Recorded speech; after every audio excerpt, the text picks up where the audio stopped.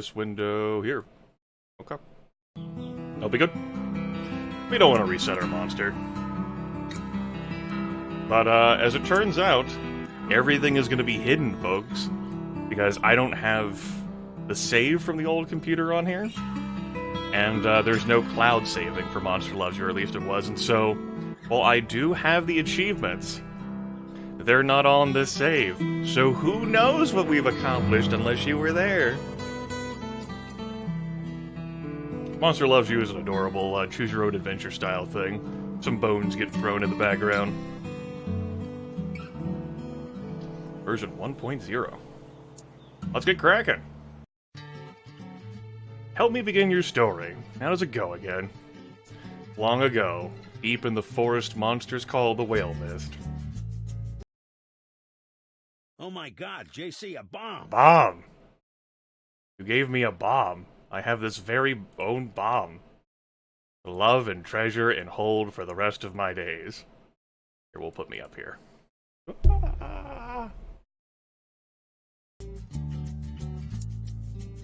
That's right. Long ago, nestled in the heart of the forest, was the monster village of Omen. You're born from slime that holds the memory of monsters known for... what? Actions and attitude, or words and thoughts? We'll let the poll go for, 30 seconds, maybe? We'll see.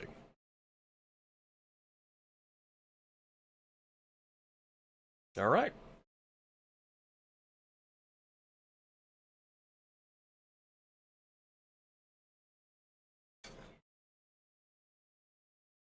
That's the 30-second mark now.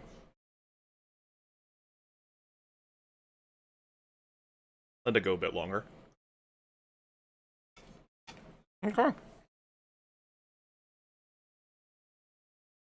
That's our answer. Words and thoughts it is. You're not awake yet, but soon your first eye will open. Your simple dreams will give way to life itself. But what is it that we dream of? Chat, what do we dream of? Electric sheep? We dream of helping the sick and soothing the woeful, outsmarting everyone else, or speaking true when others lie. The music's gonna have a number of interruptions as I click in and out of the game window to run our poll machines. A real tragedy.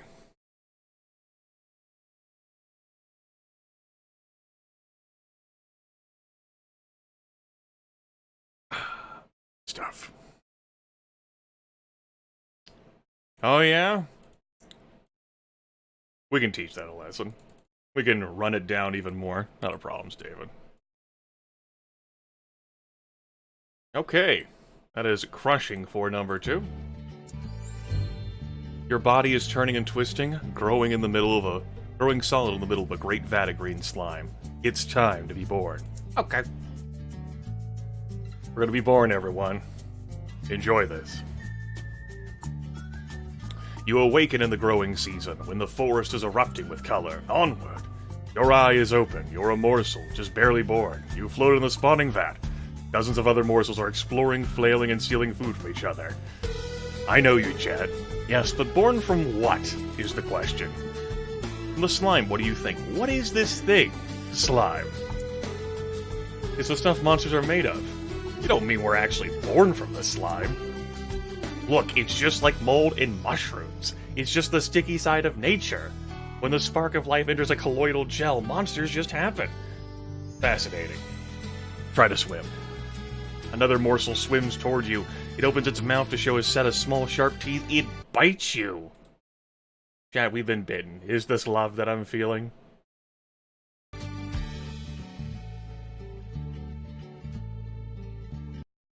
Is this love that I've been searching for? That's right, reason with the teeth. Reason plus teeth. Treason. My god.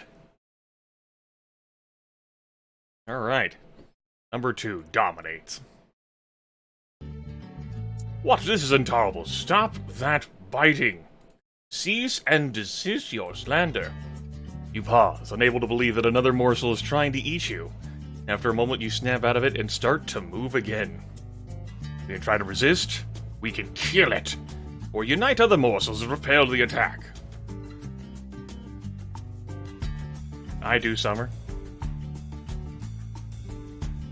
Don't think that's anything surprising for Grimith to have raiding disabled.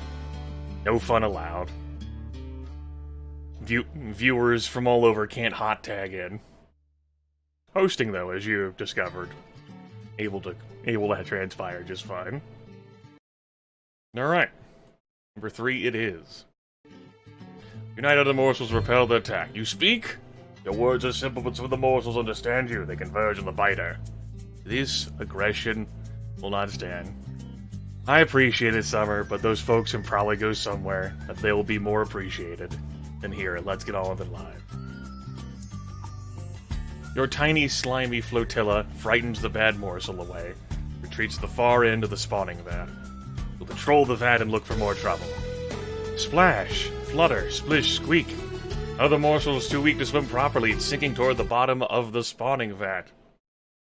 And if Hallen says a number that's not on the board, I'll time them out.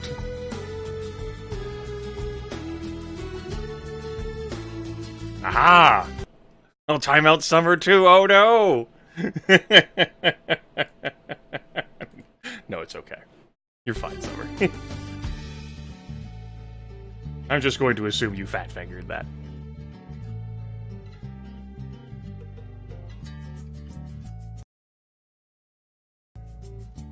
It's okay. Option 3 wins. That's terrible.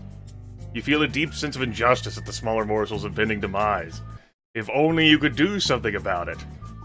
We're gonna try to do something about it, chat, so we're going back to the poll.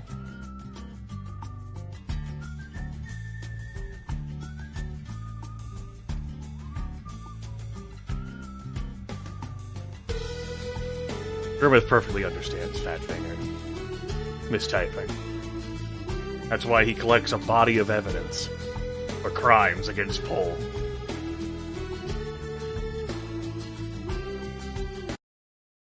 Alright, looks like we're just gonna be thinking of something.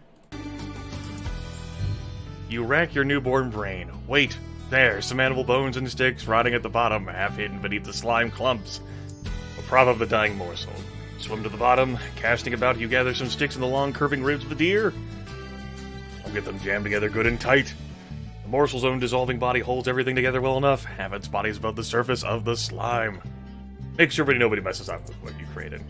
Swim in circles around the rescued morsel, keeping the cruel ones and biters away. Your new friend begins to move and solidify. Will help the morsel off the structure.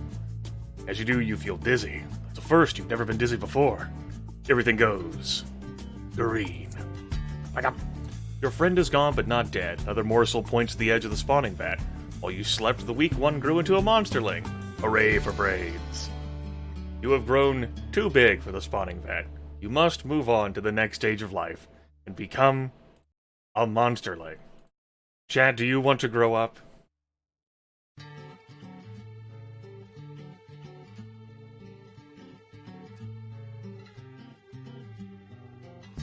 Of course, Chad chooses the question.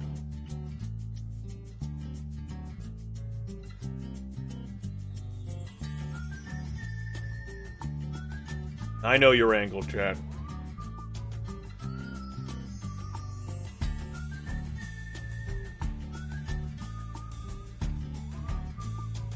Probably only going to end up doing one run of this tonight.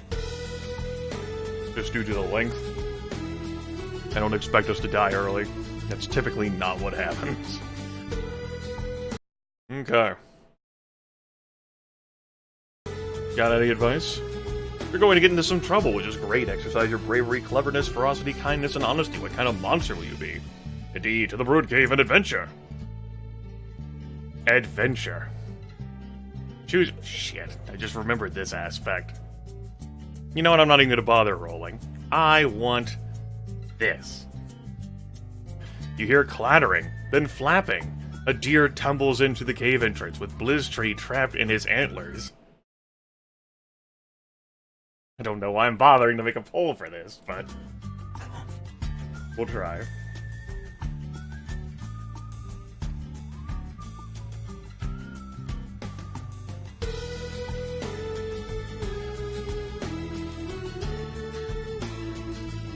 Son of a bitch. Oh. Oh yes, and if you missed the morning broadcast, I did make a ruling at the start of that stream that I was going to be far more tolerant and kinder towards emote usage than I am in almost every other broadcast.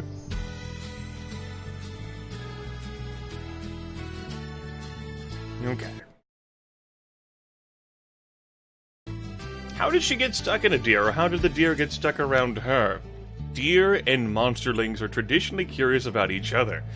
Blitztree probably flew up and perched on him, then things got crazy.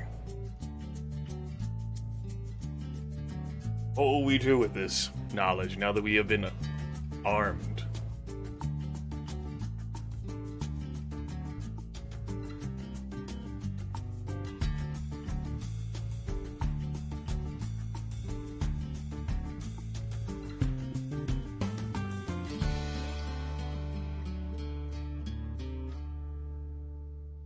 So this is the story we're telling today. So be it.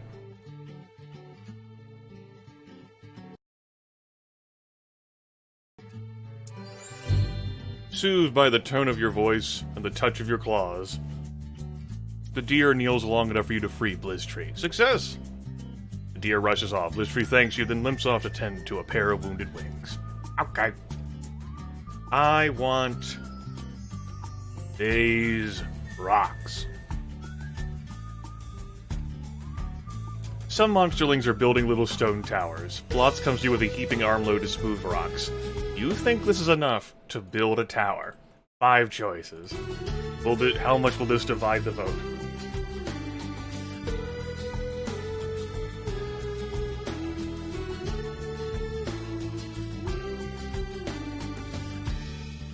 Damn it, my glass is already empty. Tragic. Okay. Okay. Looks like, option 9 here.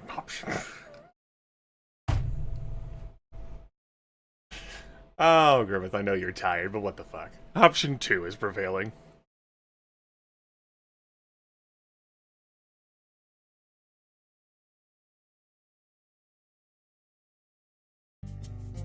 Help him build a tower. That's right, Lorcastellian mental fanfic. Like this. You point to a good flat spot on the floor, then start laying out a base for the tower. You and Blotz... I don't remember encountering this one before. Build the best one in the cave.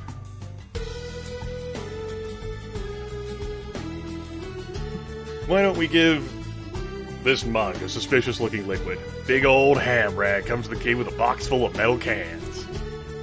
He says, it's drink or douse day. These cans are full of what the humans call soda pop. Monsterlings drink soda pop? Probably liquid sugar? You bet! But they also like to see who can chug the most, or endure the most exploding metal cans at once.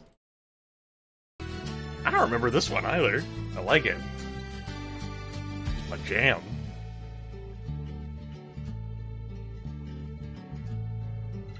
Rank to show everyone your belly can hold the most soda pop, or douse to see how many exploding cans you can withstand. Come on and slam, and welcome to the jam.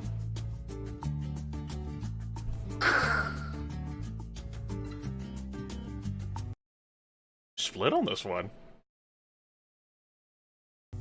Oh, split we've been.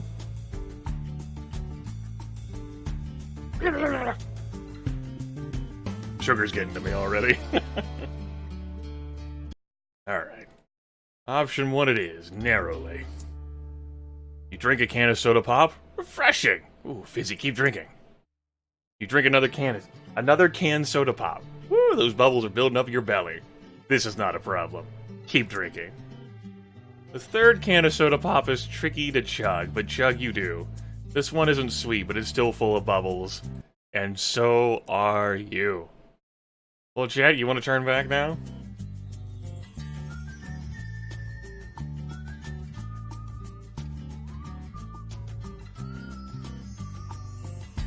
See how this differs, voting-wise, from the last poll.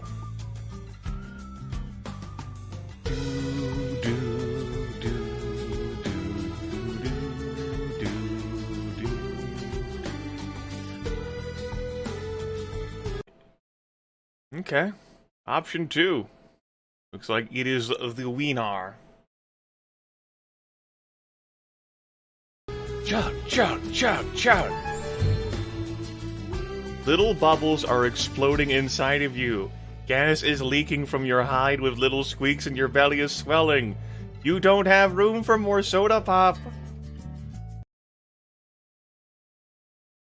But perhaps the cleverest monsterling can make more room for soda pop.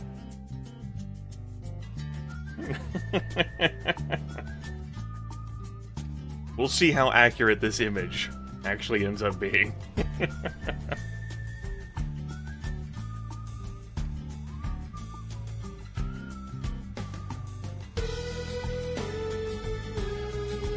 It would be funny after all that talk about, yeah, we survive long at all of our runs. This ends up being the run that ends sooner than any of the others. Like, well.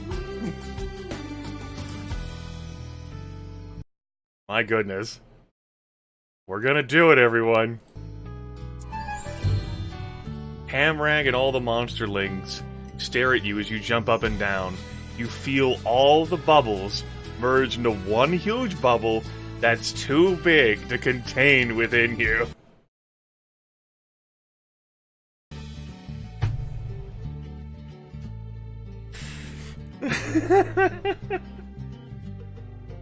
I mean, as you go, we've, like, in all the runs that have been done, death has transpired. Some have been quicker than others, though.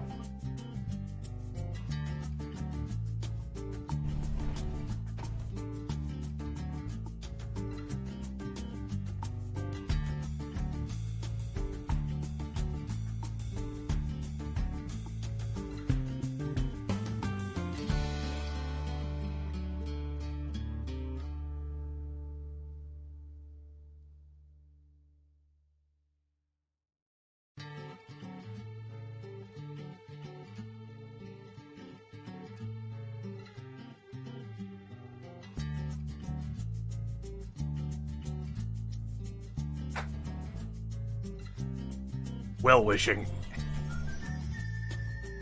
Spirit bomb these fools? Okay.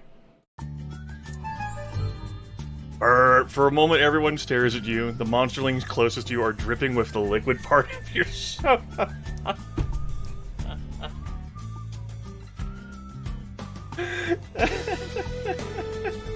Get it out of my head.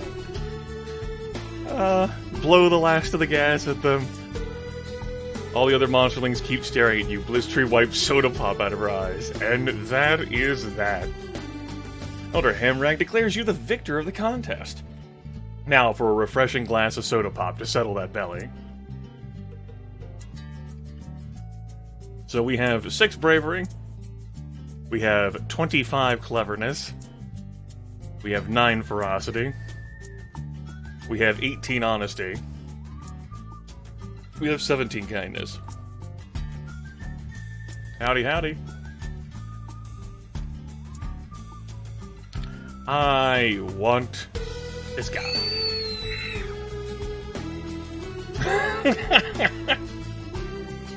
Three gangly adolescent monsters wander to the cave and start poking golf claws with sticks. She tries to get away, but they surround her. Blitztree starts to cry. What will we do now? This is Monster Loves You, Borgrim. There's a viewer democracy, choose your own adventure story. Well, we're playing it with viewer democracy. The viewers voted for us to play this, so... sorry.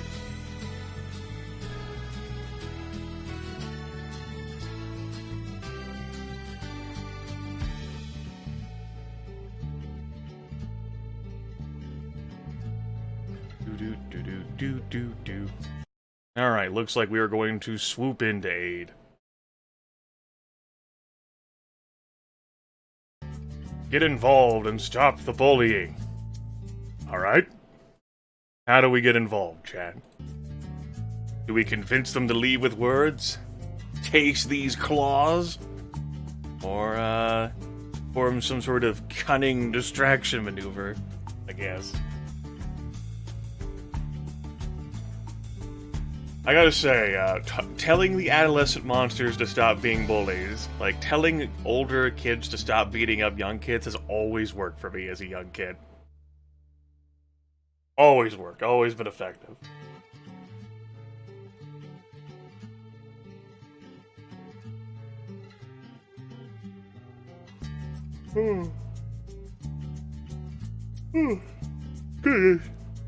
Didn't think we'd start with that already this evening. Oh well. Reasonably split between 1 and 2, or 1 and 3, excuse me. Blotz and Smark run to the bullies from one side as they turn and laugh as little monsterlings attack them. You slam into their backs with your claws out. Startled and afraid, they flee. You are halfway towards leaving, becoming an adolescent. Firm up your personality as much as you can. Okay. I want the goat! Marinus leads a group of monsterlings to the Scapegoat's pit in Portent Square. Don't worry, Chad, I got you. What's the Scapegoat? The Scapegoat is a goat with some monster heritage that helps clean and groom dirty monsters. And so, now we're back to this. But we've made it a binary choice instead. And thus save like a minute of our time.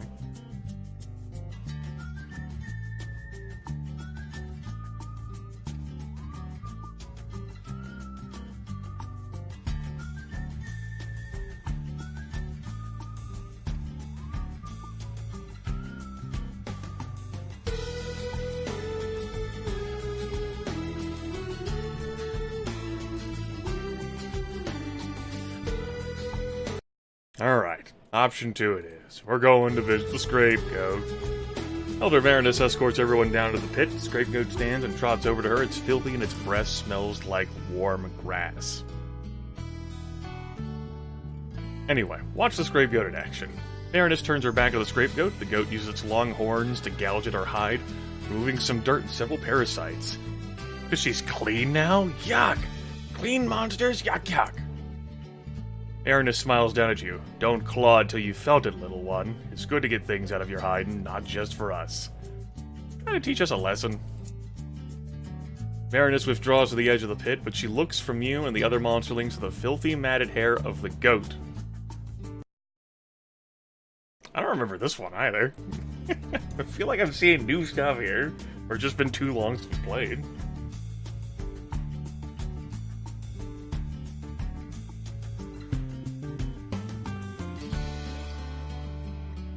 Goodness.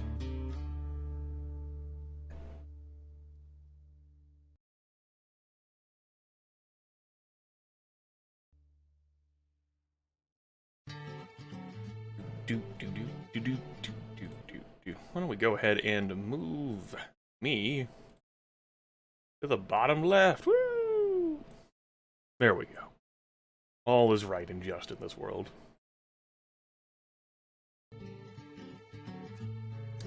Looks like we're going to be offering to clean. Yeah, that's what it is. That's what it is. Marinus is delighted at your offer. You stay behind when the other monsterlings go back to the cave. Let's clean that goat. You run your claws to the goat's thick, wiry hair. Dirt, leaves, and twigs fall to the ground. Hey, that's nice. The goat shivers and stamps its hooves in a little dance of pleasure. When you're done, Marinus comes to take you back to the cave. Goodbye, Scapegoat. Man, you said it, goat. Let's choose the blade. The sword. Blot snuck outside and found a human knife stuck in a tree. It's shiny, sharp, and scary. He starts swinging it around like a human would.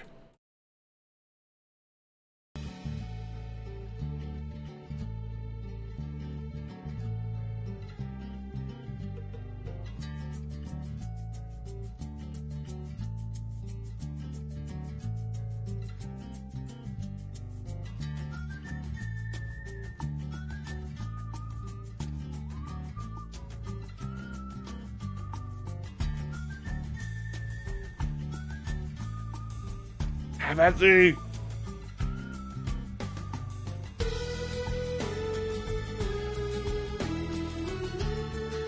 Alright. Option 1. Arrow Victor here. Maybe you should stop him from waving that thing around.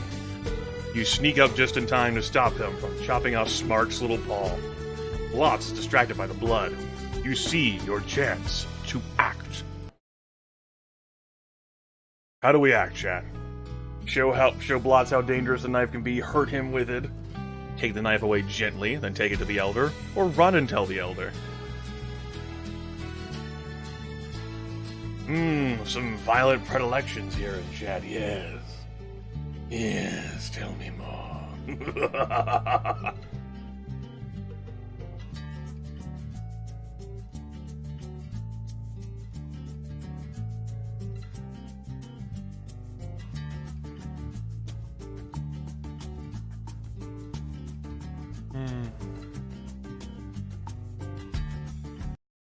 Alright, option 2. Calm is the last thing the agitated Blotz expects. You pluck the knife from him and run to Elder Marinus. She flares with anger at the sight of the human weapon. She might punish Blotz, protect him with a little lie, or give her the knife and tell her the whole truth about what happened.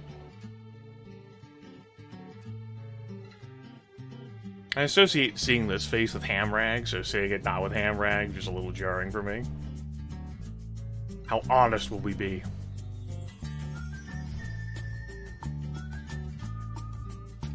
Flaring with anger, ready to dispense some justice.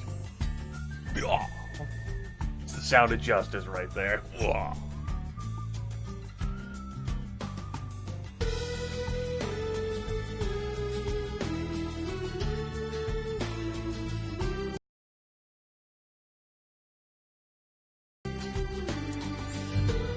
Elder Marinus smiles as you tell her to tell, "Well done, little one. I'm glad you came to me."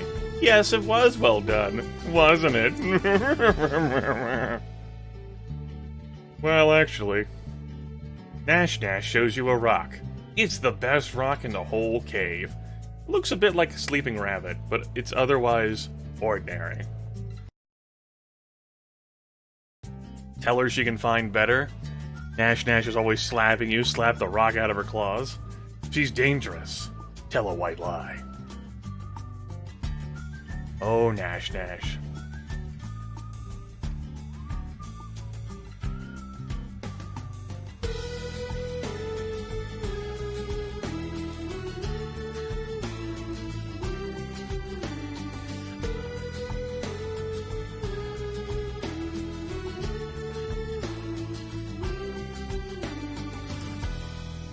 Not really, Shaman, no.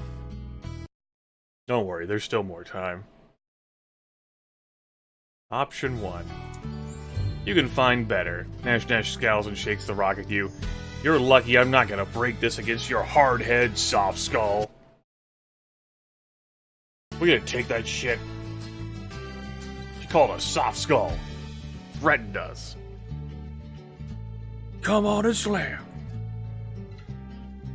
I know, rude. Apologize.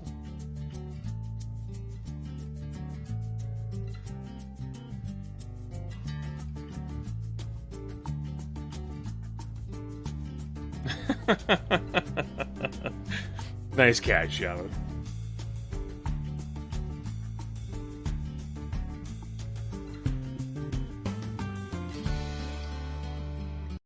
Ooh.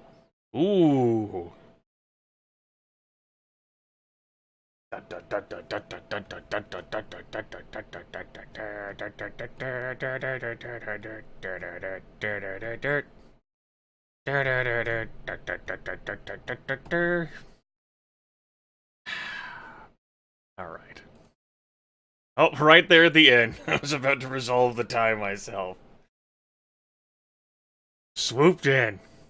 Your vote. Turn the tide.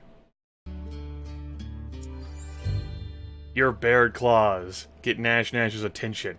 I just don't want you to embarrass yourself showing off that crappy rock. He considers your words, then drops the rock. and thanks you. Nicely done, everyone.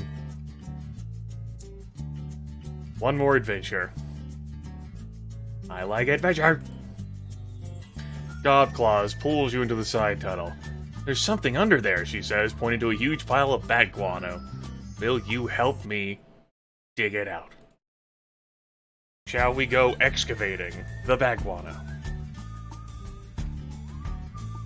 The bat excrement. The bat fecal material. The bat droppings.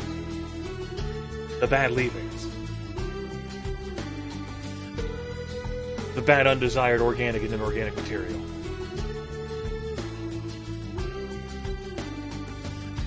Alright. Let's go adventuring indeed, everyone.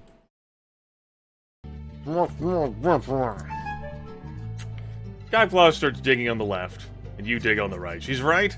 There is something solid under all this poop. It's a bunch of dietary fiber!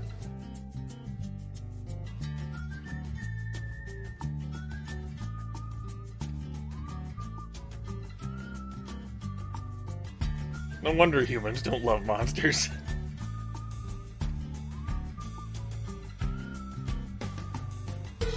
They drink all that soda until they're about to explode. And now this. Now this shit.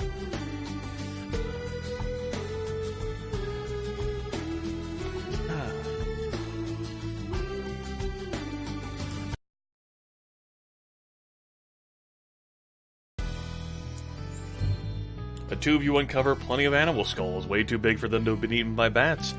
Perhaps a family of badgers was sleeping here. And then thousands of bats all had to poop at the same time.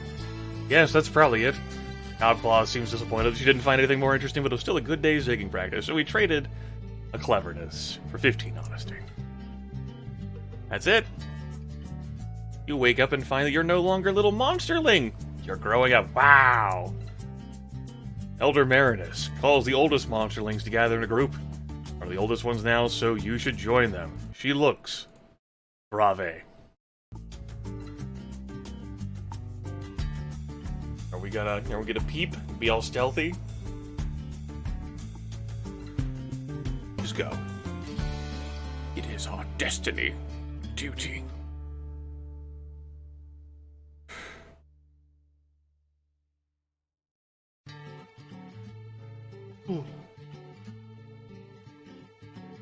It's like a question in physical form.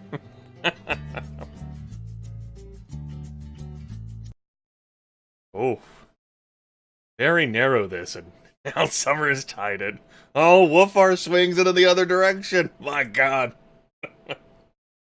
I just ended the poll at 30 seconds, but no. Oh.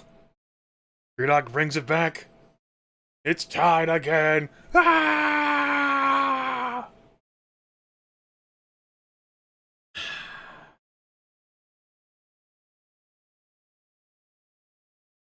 Dear Kim.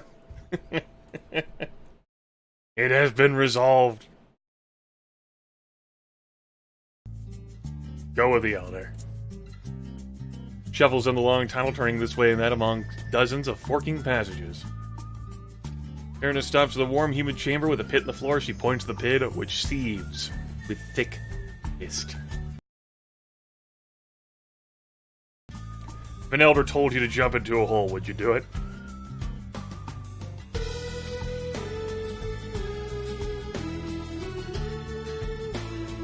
Always.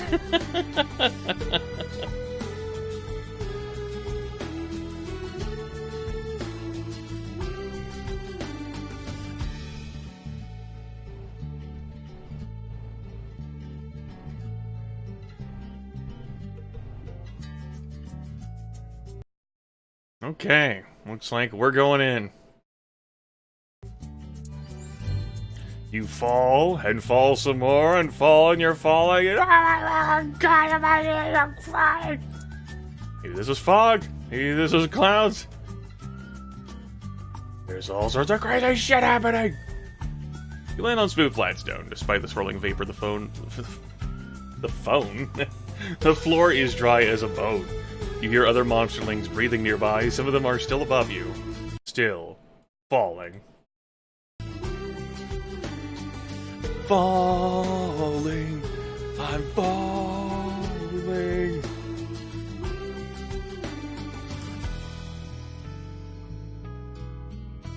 We're gonna use our bodies to aid another monsterling in our infinite kindness. And perhaps stupidity.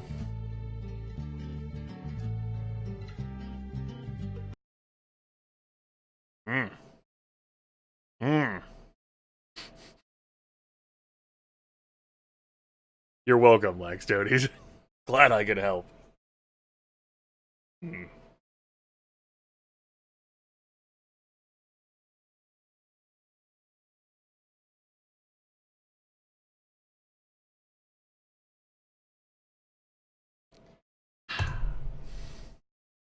Alright.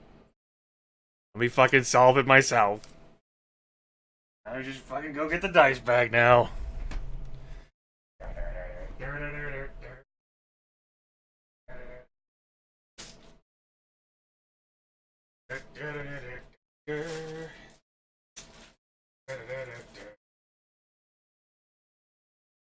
One through 3 is 1, 4 through 6 is 2.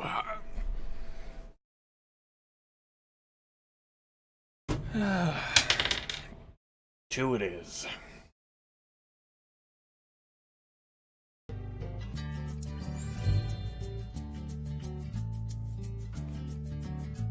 Oof, you don't see who you helped. Whoever it is rolls away into the thick fog without a word.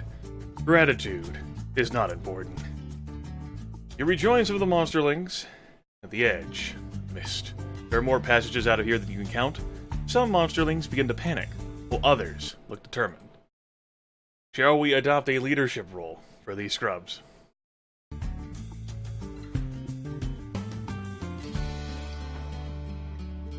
Much as Grimith tries to lead the Chucklefucks to their destiny. Destino.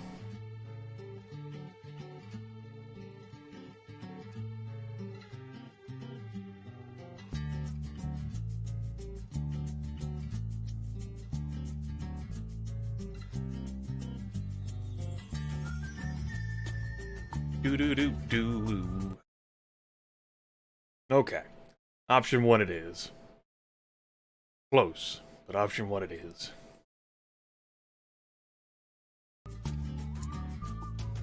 Alright. Now, how will we be leading these babies? We were going to lead babies. If babies were going to be led, how would they be led? If we were going to be a baby and lead babies. Baby leader. Leader of babies. Connoisseur of babies. Wait, what?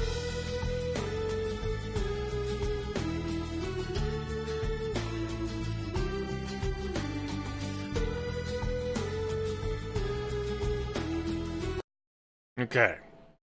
Looks like we will be bringing everyone together. The Great Unifier. That's us. Unifier. Unification victory. Right here. Great.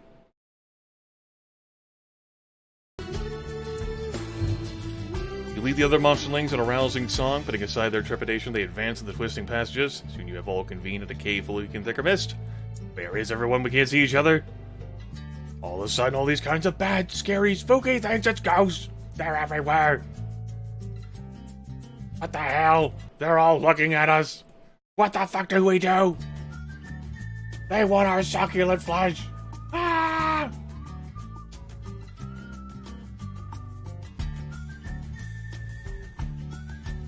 We will stand fast, huh, Chad? That's right. If they wanted to devour us, they would have already tried. That there is no doubt. Okay, we'll go ahead and end the poll right there. That's decided. The ghosts, speaking many voices, all hollow and distant, all in unison, they ask you, do you fear? Are you afraid? Oh boy, here we go with the wait and say nothing approach.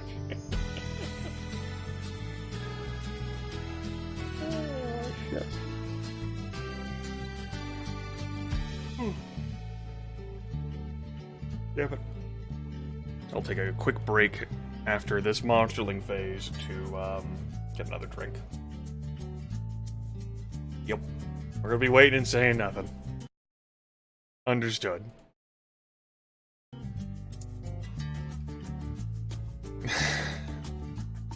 The ghost stare into and through you as though you're the one made a miss. One sharp voice speaks from behind you. Why are you here?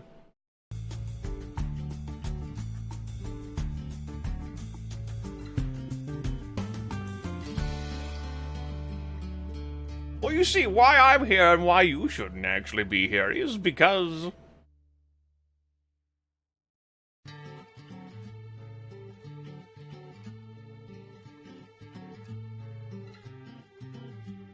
That's right, stupid ghosts. You gotta teach them how monster life cycles work. Duh. Come on, man. I derailed myself there. I had a tangential thought about whether I did a thing that should have been done. The answer is yes. It's completely unrelated to this game. Or really me broadcasting. Yes. Taken care of. Yes. Okay. Very good.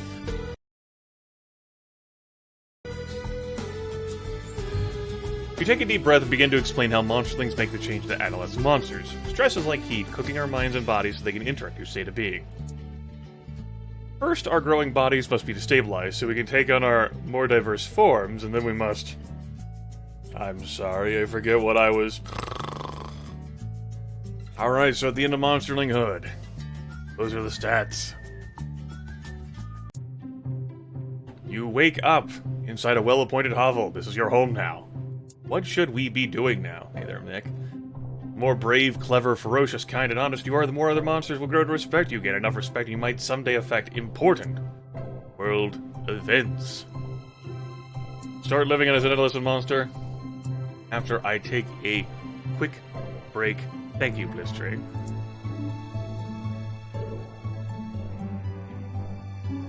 One moment.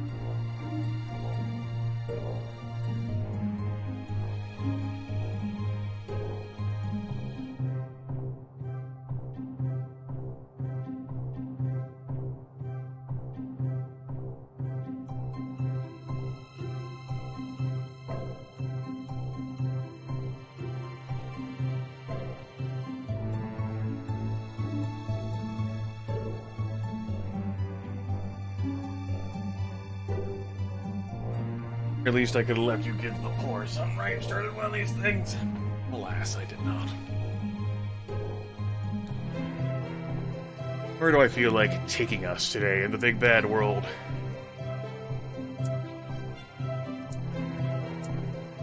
I say... sunshine. Elder Marinus leads you, Liz, Tree, and Varrock into the forest, points to a stand of purple berry bushes and says, "Eat your fill, little ones." We're going to ask her what this is about. Eat every berry in sight, or eat only some of the berries. She told us to eat our fill. How hungry are we? How much do we crave the flesh of berries? Nwee.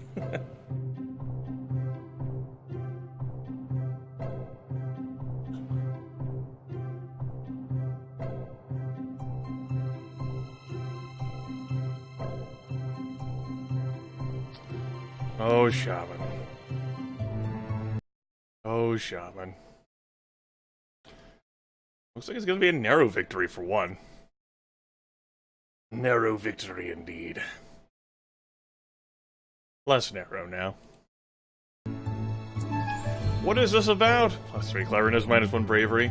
I noticed the berries were ripe, that's all. What? Are you afraid they'll make your tummy hurt? No. Okay. So we're back to how many berries you kids want to eat.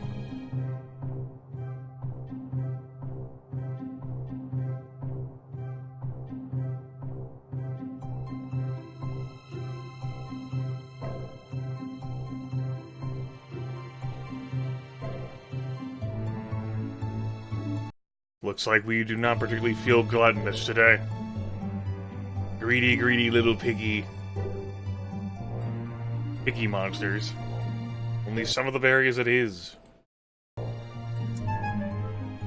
You exercise restraint, -1 ferocity, consuming berries until you're full and no more. Elder Marinus says, "It's alright. You can eat more if you want to."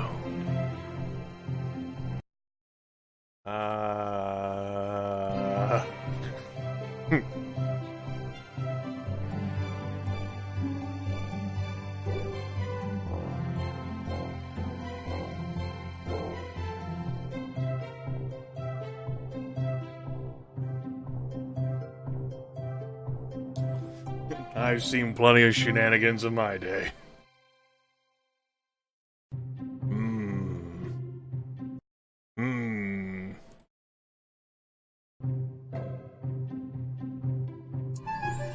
-1 bravery. +15 cleverness.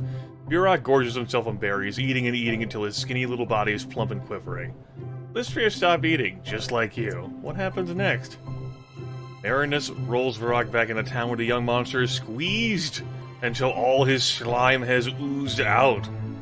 The slime is purple and delicious. You okay? Unconscious, but he seems to be no worse for wear. But that berry slime juice. Elder Hamrag makes pancakes for everyone. The sticky purple stuff turns out to make a delicious syrup. Great, so we could have become a syrup dispenser.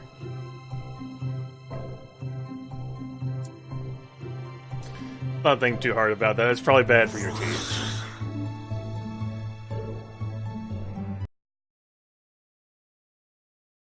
As you're walking down the street, you feel a stinging sensation. Something has just bit your foot. Run away!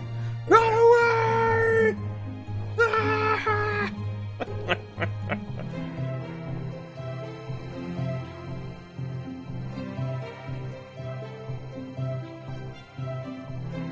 Retreat!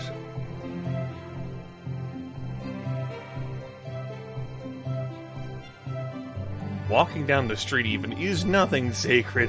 Are we not safe even in our own little villages and hamlets? What is the world coming to these days? This is the worst timeline.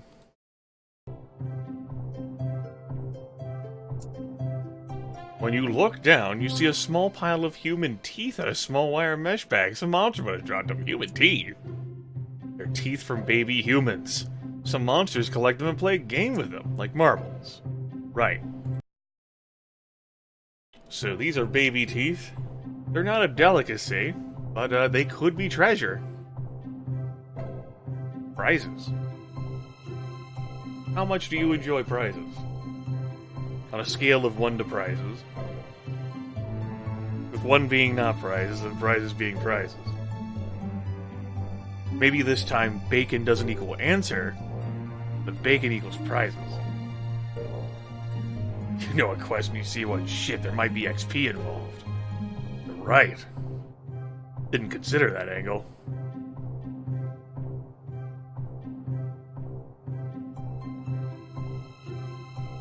Chad has these moods on occasion where they choose to be benevolent.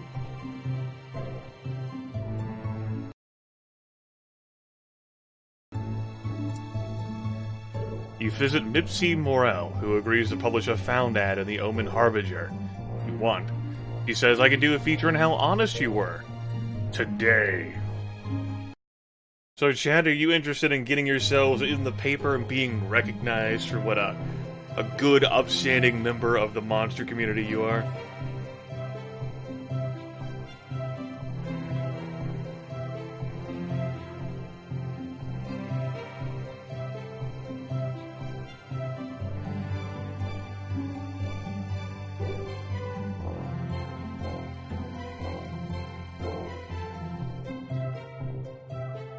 Right, fair's fair. Take your own finder's fee instead of having the person give it to you, right?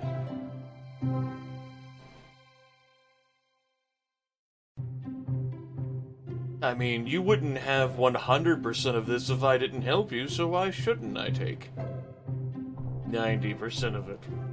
10%'s better than nothing, right? Aha! Ooh. So narrow. So narrow.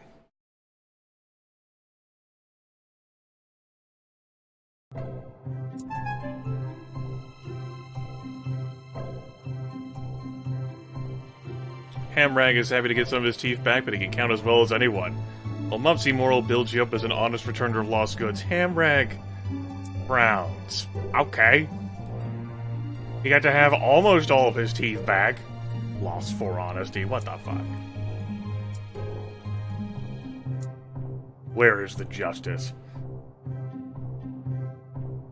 I choose this. After the rain, the last puddles linger. Looking to one, you see hundreds of tiny, wriggling bugs. How interested are we in bugs, Chad? We are deeply invested in the life cycles of insects so that we may explain them to our elders.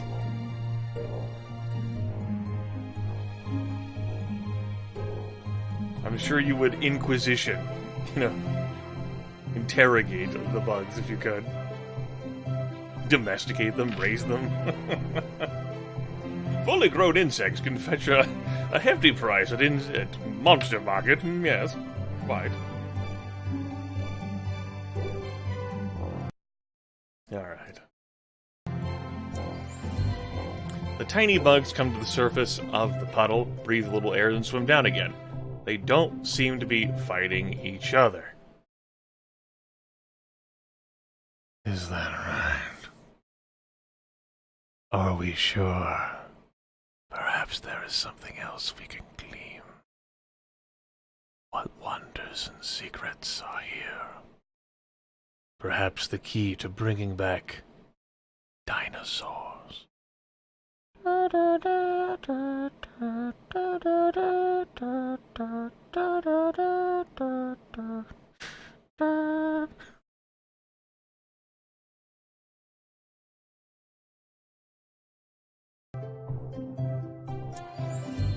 You think they're baby mosquitoes. The puddle will probably be gone before they can grow up and escape it. How invested are we in baby mosquitoes, Chad? Chad is far more invested in baby mosquitoes than I certainly am. Like, it's good to get them while they're young.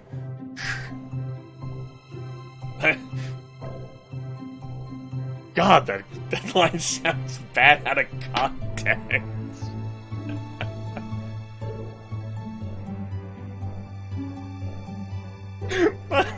fucking reminds me of that fucking sleazy bastard in Blade Runner, like the PC game. As my pappy always said, if there's grass on the field, it's time to play ball. Motherfucker. Oh, man.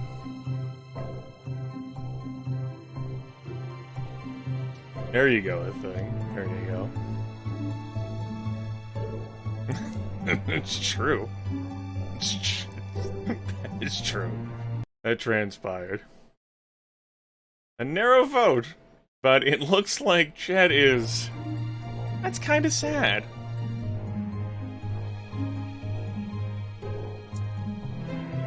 Even as you stand there, looking down at it, puddles slowly shrinking, Blizztree joins you, looks at the bugs, and says, "Hey, a snack! Is it time, Chet? Is this what you've been waiting for?" Yeah, that's the one I'm referring to, Fireball.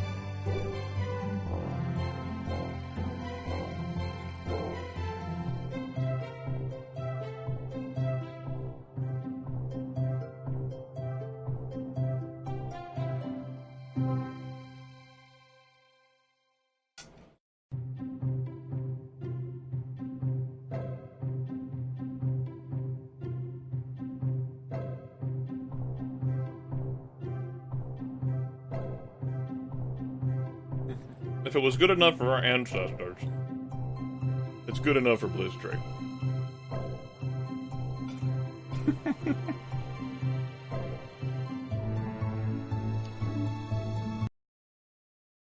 Alright. Other monsters stop and listen as you compare the baby mosquitoes to morsels swimming in the spawning vat. You explain that mosquitoes take on another form as they leave the water, much like a monsterling coming out of the brood cave. You begin listing differences between mosquitoes and monsters. The crowd has wandered away now. Your moment in the spotlight is over.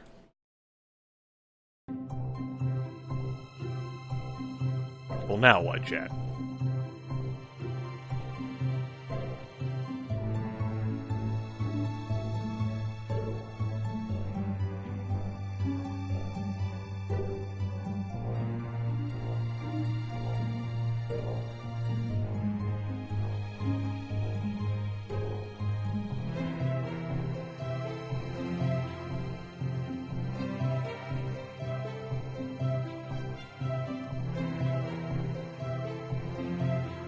Yes, it was all a ploy. Why does it taunt us with the constant betrayal of the monsters? That's right, we just showed off everyone. That's what was important. Oh. Vote wasn't that far off. Yummy! I choose something not food-related, which will be this. Squeak thud, squeak thud, squeak thud. You follow the odd sound until you find Gobclaws. He's dragging a dusty, broken wagon back home. Looks like hard work. Is it time for everyone's favorite game? What's in the wagon? What's in the wagon? What's in the wagon? What's in the wagon? Or cheer her along and taunt her a bit.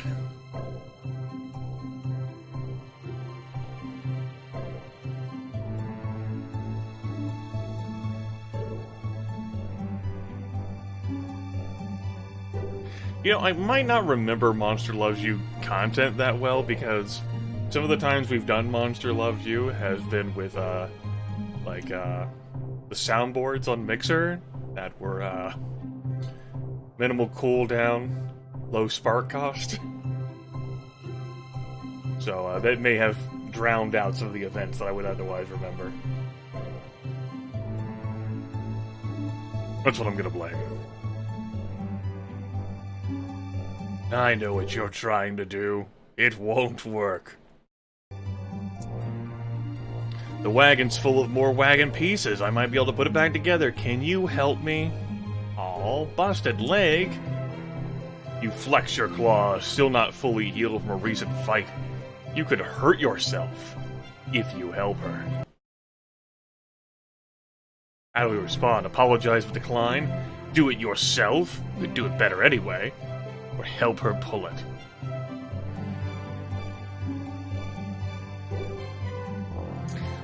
My mind's not in a safe place right now after recent events.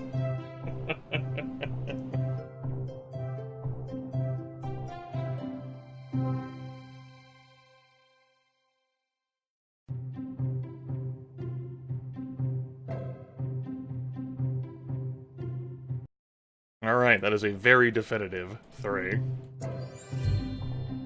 It's easier to move with both of you helping. Godclaws thanks you, and the two of you enlist the Scapegoat to help even more. The goat is strong enough to give you a wagon ride once the wheels are on, and he does! Aha! Let us now choose the goat. You hear a bleeding sound from inside the Scapegoat's pit? Of course it is. Bleeding. The Scapegoat walks out of its pit, looks around, and bleeds again. Nash Nash says it wants a fight. Let's give it one.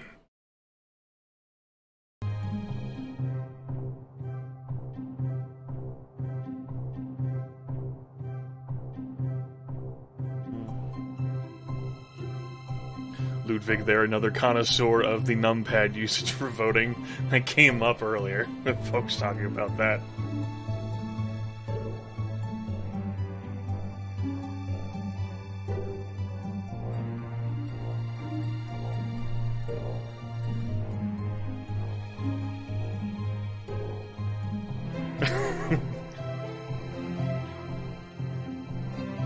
Alright. We shall see what's really bothering the damn goat. Scapegoat stares you as you approach it. It bleeds again. Looking to the pit, you see that there is no food anywhere. It wants food. Nash Nash shoves you aside and says, I said, let's give it a fight.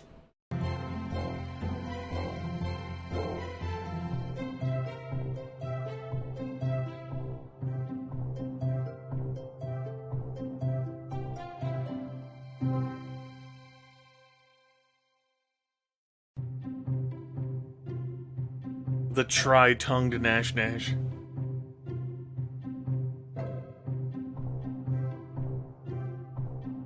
Three tongues, one eye. What do you think, Chad? Would you trade an eye for 2 tongues?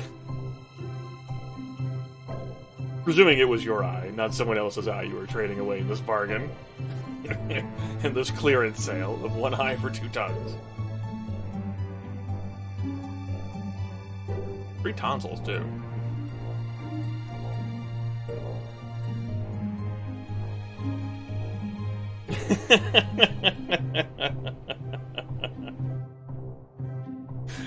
Oh, shit. Looks like number 2. That's right, Train. The Scapegoat seems relieved when you step between it and Nash Nash. Nash Nash says, okay, I'll fight you instead. But then she always does. Give Nash Nash a good tussle. It's good to be the monster. The dirt kicking up dust and scattering mud and slime everywhere. The goat got some food. Wait, isn't the Scapegoat tethered? Chews apart its rope when it gets hungry enough. The elders call this system chomps and balances. I choose this scared monster.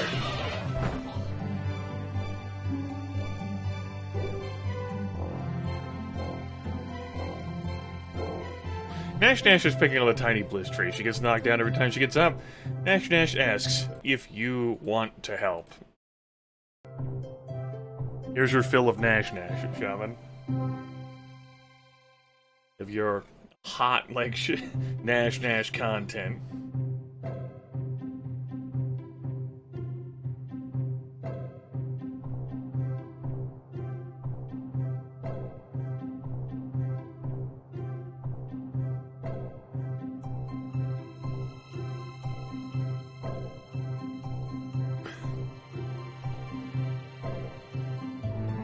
You people and your fucking questions.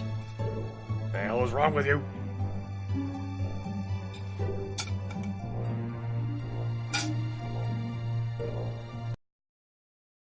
Question time it is. Why are you doing that? I feel like it. And look at those tears. Interesting.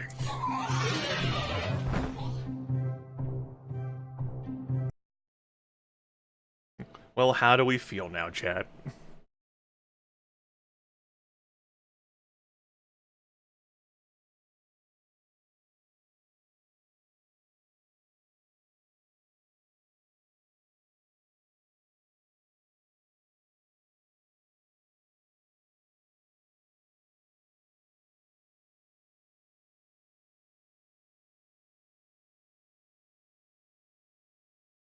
What you are doing is wrong. Speak the words of the Urquan.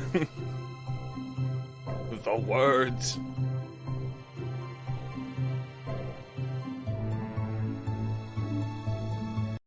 Alright. Option 3 it is. I'd rather fight you. Without any other thanks, Blitztree runs away, leaving you and Nash Nash to tussle in the street. You pushed the attack? Are we actually committed to engaging in combat with the ever ferocious, disastrous Nash Nash?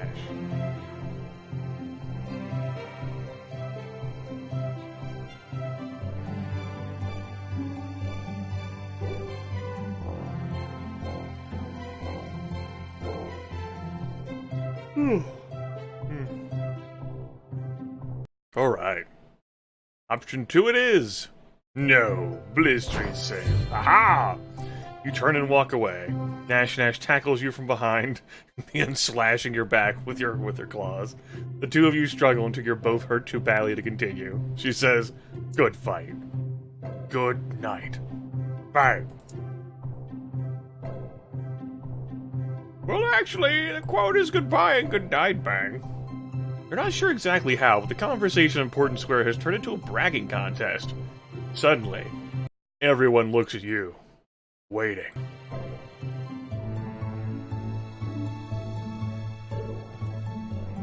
Refuse to boast. You're a good enough monster that you don't need to. You damn monsterlings! Get the hell off my lawn!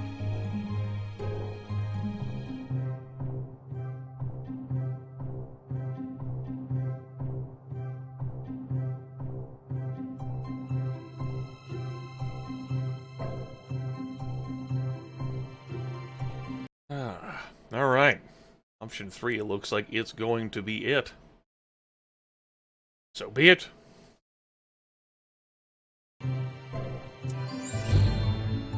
Respect. They all watch as you turn and swagger away, clearly impressed by your attitude and confidence. We got some respect! What's respect? Impress other monsters and they'll talk about how amazing you are. The more respect you gain in the earlier stages of life, the greater power you'll wield later on. I think we could have gotten some respect if we had been totally honest and modest with the whole teeth thing. One more day, I choose food.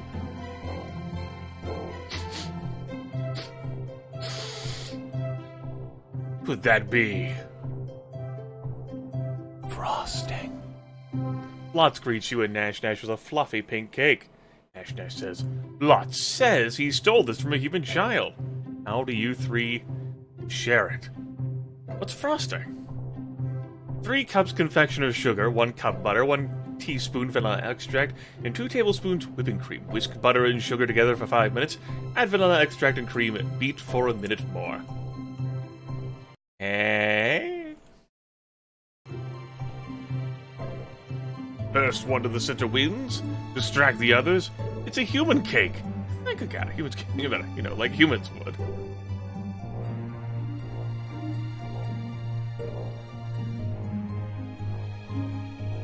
I think Blot should get 50% of the cake. Nash Nash and ourselves should have to fight for the other 50%.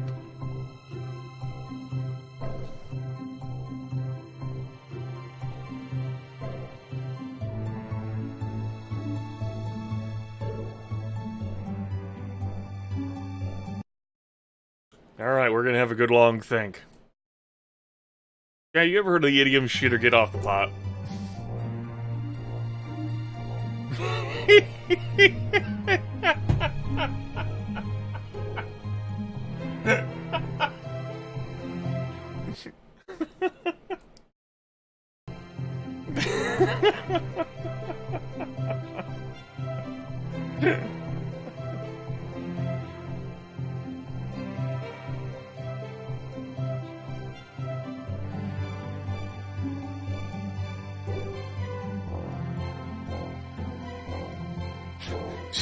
Speak to them about the life cycle of cakes.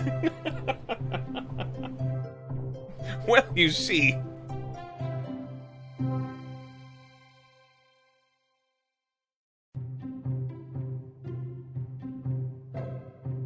Oh, shit.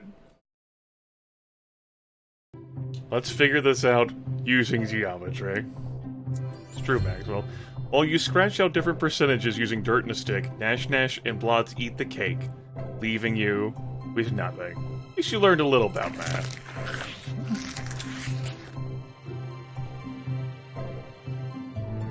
Great. Adolescence is fleeting. You have grown beyond youth and have become an adult. Yes! You have been dragged from your bed by your friends and neighbors. Is it time for questions, or is it time to fight? Who dares disturb your slumber? I will admit, if people, like, touched me while I was in bed and tried to drag me out somewhere, merciless combat may immediately begin. Considering how much I do enjoy bed. No! You're not gonna sacrifice me! It's not my time! Ah!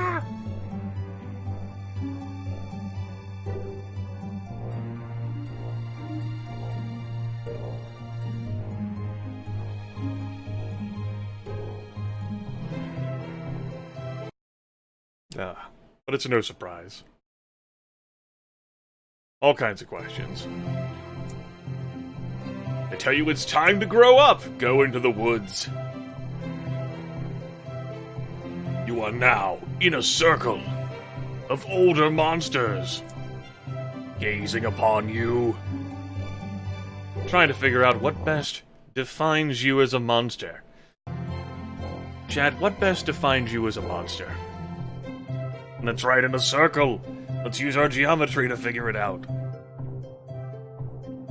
Let's see here. If the radius is that, then the diameter is that. Circumference is that. How much I give a fuck equals 0. That's right. We were unjustly awoken from our slumber. It's time to return to it. I'm not someone who can fall back asleep easily, once I have been sufficiently roused. If it's just like a momentary blip, I can get back to it, but, if it's more than a few minutes, I'm pretty hosed, as far as getting back to sleep is concerned. One it is. Wait patiently. Monsters eventually come to a decision. They begin looming over you. The question time, or do you already know what the hell you're doing?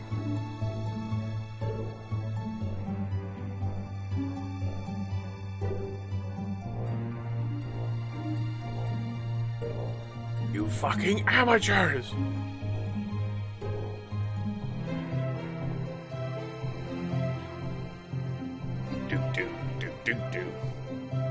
We're gonna have adulthood to mosey on through, then perhaps elderhood. Depends on the choices that the viewers make in chat during the transition from adulthood to elderdom. And then some time in elderdom. And that will be it for our Monster Love You story.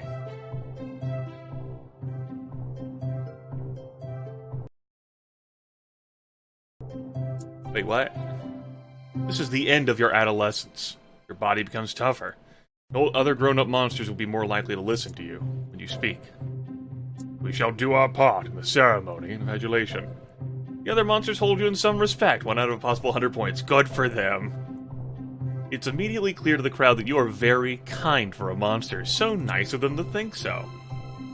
The crowd shoves 2 monsterlings into the circle, each with a broken arm. An elder asks you to take care of them.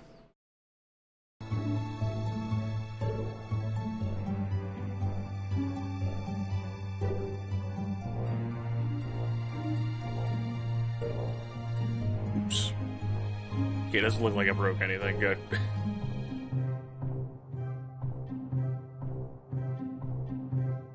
My body's getting stiff, so it's flailing like my limbs every which way.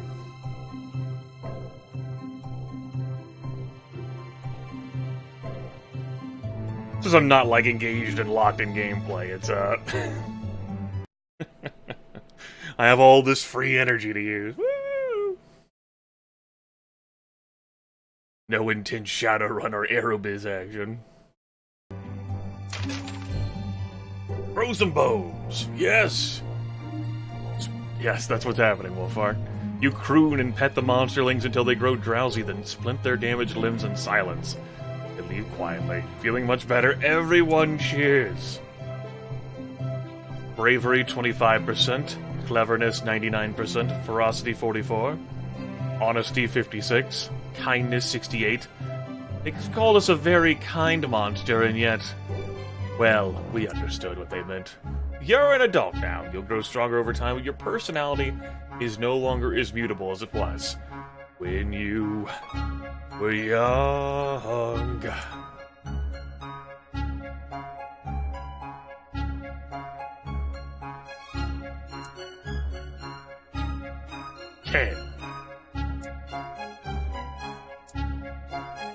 Ten. Tell you what, chat. We're gonna have one of these categories, select them, and we'll do all 10 events inside one of them.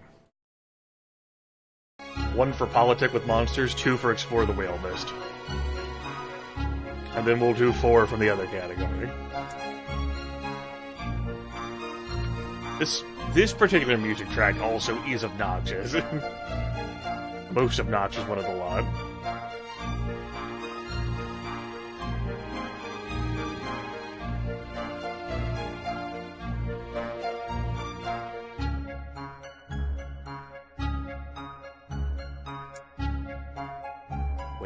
Whale mist, no, fall mist.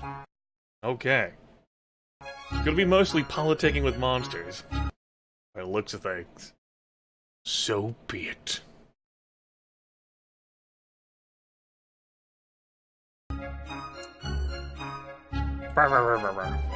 It's the Scream Along, Sing Along. Everyone's screaming. Loudest monster lives, chat. Lives and wins. But more importantly, lives. But actually wins, too. Run away!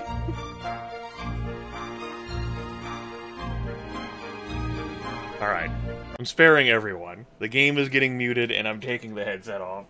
I'm not gonna bother going into the menu to turn that off. We're just... no. Collectively determined that we're all done with that music. Okay, option 2 it is. We're screaming. Nope. Wolfar. You're totally going to break some windows and eardrums. But why are all these monsterlings here? Your singing has been known to hurt their little ears. Are we gonna sing quietly using mostly stomach noises? Belt it out, you gotta win. Or pre-smash the village windows, then sing glorious.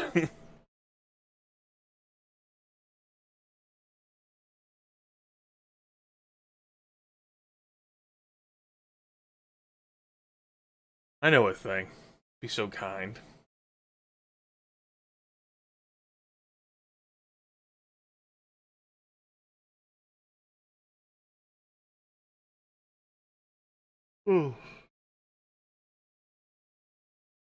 That's right. We're so damn clever. We're so cunning and smart. How could we not partake? It looks like we are going to be doing option one. We are living up to our very kind monster status.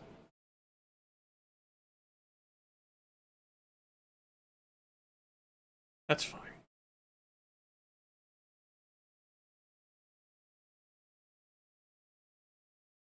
You're hungry and brave and hungry. You sing of this truth so well, the other monsters are moved to tears. You don't win any prizes, but none of the monsterlings are hurt. Huzzah! Mind you, would take more than that to actually damage even a monsterling. Okay.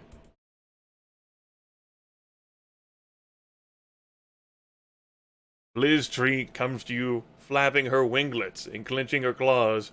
Mopsy Moral is looking for me. I overslept. I missed the hairy hare hunt. What's so bad about that? I was on the list for the hunt, and those hairy hares are really fast. With the collected up to their feet every year, so hometown is good luck. Well, how many feet the hunt bring back without you, Blizztree? None. Oh no.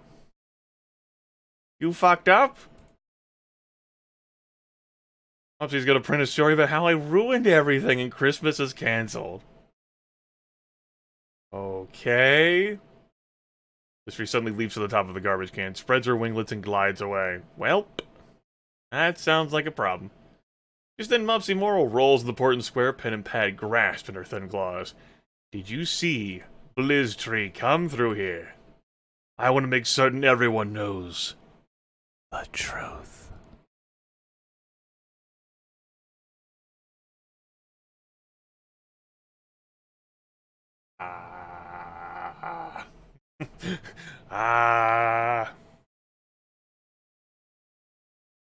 Well, I mean,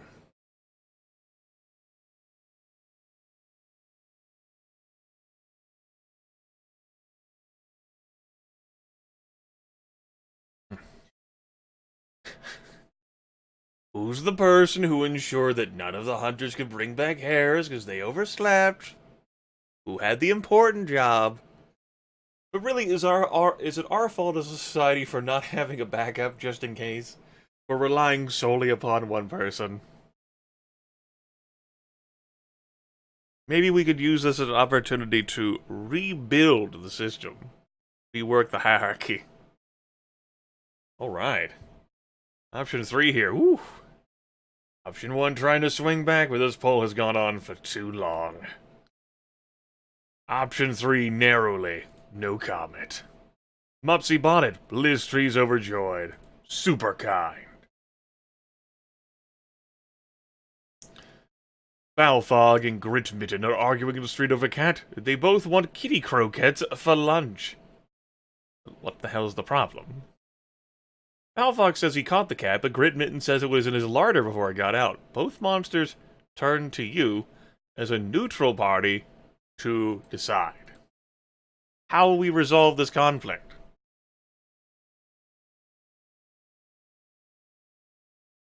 We will Solomon's kitty. Split the cat in half. This is your half, this is my half, and this is my finder's fee.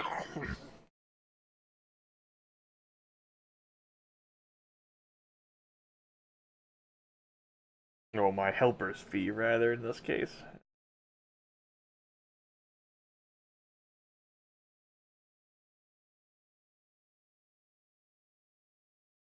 I serve the flaming meow.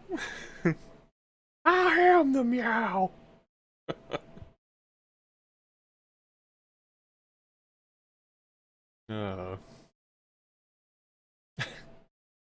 Baldur's Gate certainly did have its moments that I do treasure even now. Let the rivers run red. Option 2 it is. Try to make everyone happy. Well, how would we do that if we were going to try and make everyone happy? Possibly even including ourselves.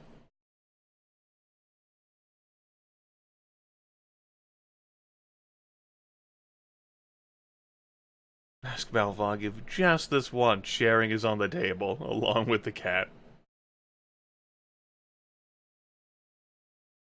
Or just accept the kitty into our arms. Just come here.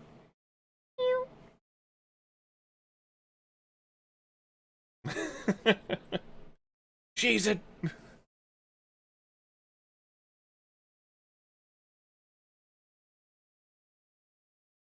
Cliff racers fucking descend from the heavens to come get us. No! Alright, looks like we are going to gently request, whether just this once, sharing, along with the cat, could be on the table. Kindness is maxed. You're able to persuade Balfog to give Gridmitten the cat's tail, so that's something. Gridmitten thanks you for your intercession. Okay. Well, that's good. We've done a good. You look over your garden. Behold the garden in which I grow my fucks. See how it lies, wither and bare. Most hovels have gardens. Many monsters don't care, but some like to show off their herbs, spices, and flowers. Oh, it's my secret recipe. How's it looking?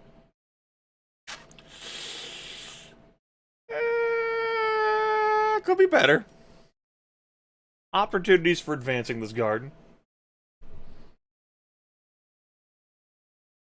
Stupid rocks, kick one.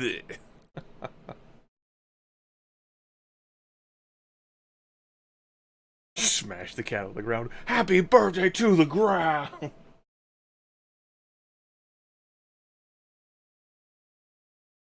My meal's not a cat. Duh. That's right. We are known accomplished diggers in our time.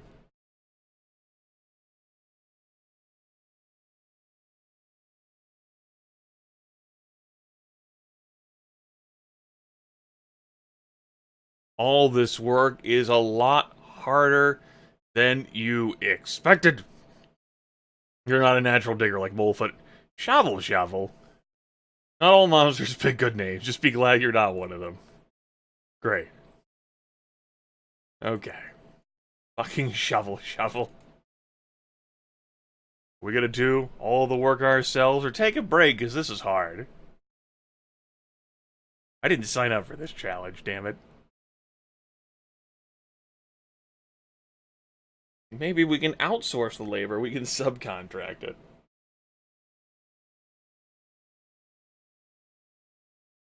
Let's see. If we can do something more efficient with our time that nets us greater earnings, and we can spend some of those earnings to get people to improve our garden, then that's a net efficiency, like, upgrade. Like, we've done it. We've bolstered the monster economy, enriched ourselves, and helped someone else along the way. Gainful opportunities for advancement here. How could anyone refuse?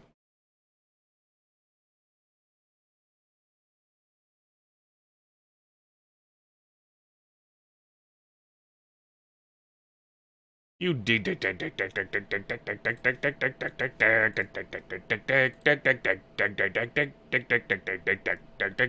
you wanna dig some more? We're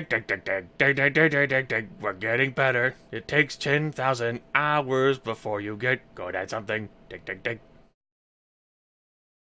We're gonna dig a hole to the other side of the world, and there's gonna be a monster village there.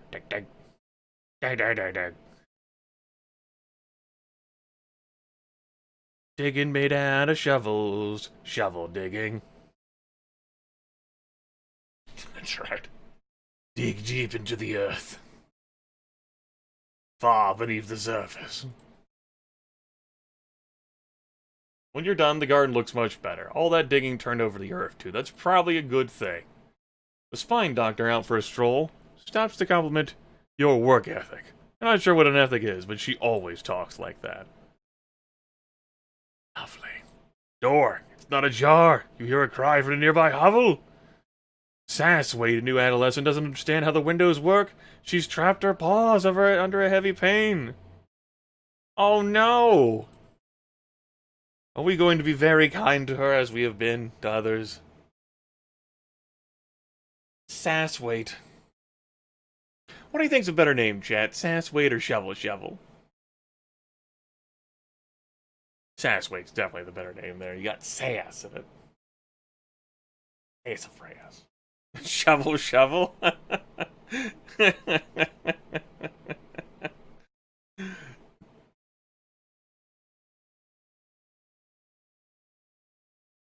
Oh, clever, clever.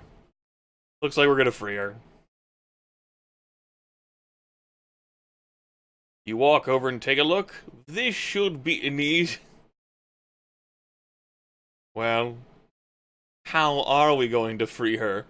Perhaps she no longer needs to be burdened by the hassle of Windows.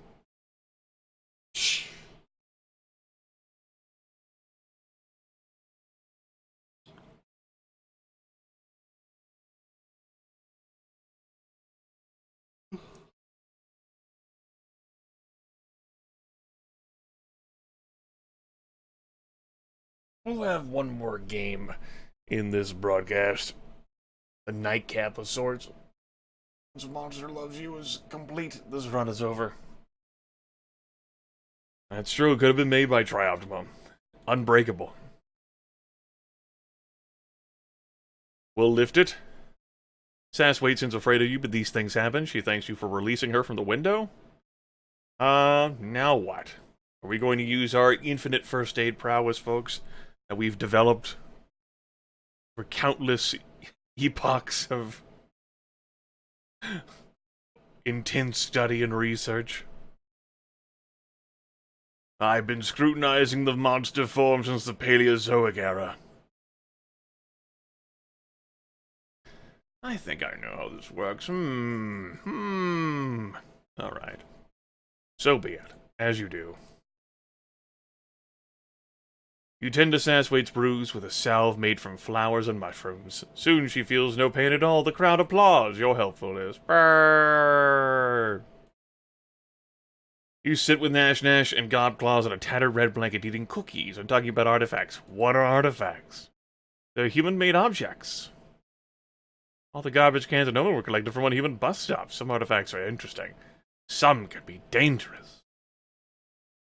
Godclaws sighs. I really like artifacts. What a nice big collection, but it seems like you can never find any good ones. You and Nash Nash exchange glances. Nash Nash runs a claw along the handlebars of her little scooter. You both know some good spots. I mean, we're already max kindness. Do we really have to continue being kind if we're going to try and game the system? Does she really need to know? Looks like the answer is an emphatic yes.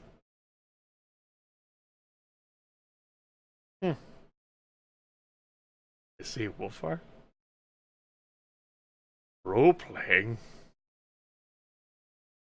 Role-playing. What the hell is wrong with you people? So be it. You open your mouth, but gasp as Nash Nash kicks you hard. That'll be less stuff for us. I don't care if you have less stuff, but if I do, you're in big trouble.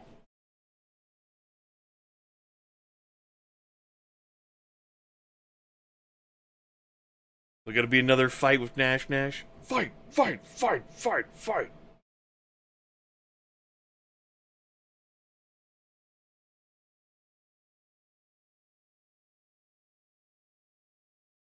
Whew. Goodness.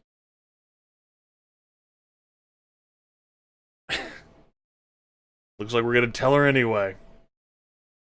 Here's where all the goodies are. We hold the goodies. Honesty 15 instead of kindness. Godclaws clicks her little pincers happily. She does a little dance of thanks. Scuttles off into the woods to check out the places you described. Nash Nash makes good on her promise of big trouble in the form of a thorough drubbing. Crawl back to your home, exhausted and bleeding. So checking out the scores. Kindness is 100. Honesty is 70. Ferocity is 40. Cleverness is 99. And bravery is 25.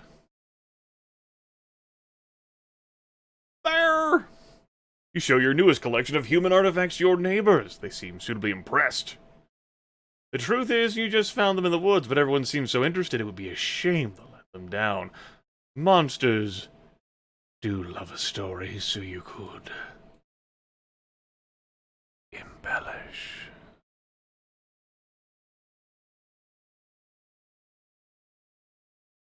Everyone appreciates a good story, right?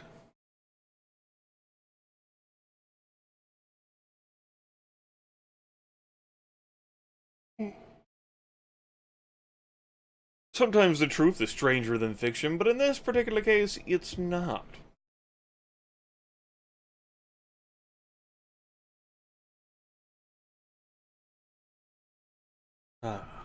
Alright. We're going to be completely upfront, it looks like. Though number 2 did put up a good struggle.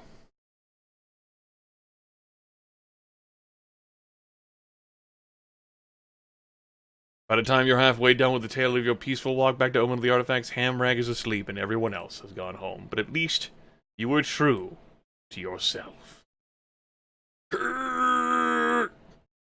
All of Omen is abuzz. Elders glare angrily at everyone and look back at the broken sign down gate. Put down a little piece of the sign you're holding and blush. Wait, what?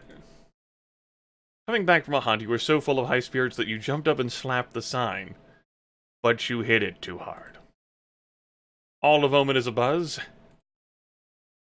Listry spots the bit of sign that you're holding. Hey, don't tell anyone you broke it. It'll get fixed. This will all blow over. It's just an ill wind that blows nobody any good.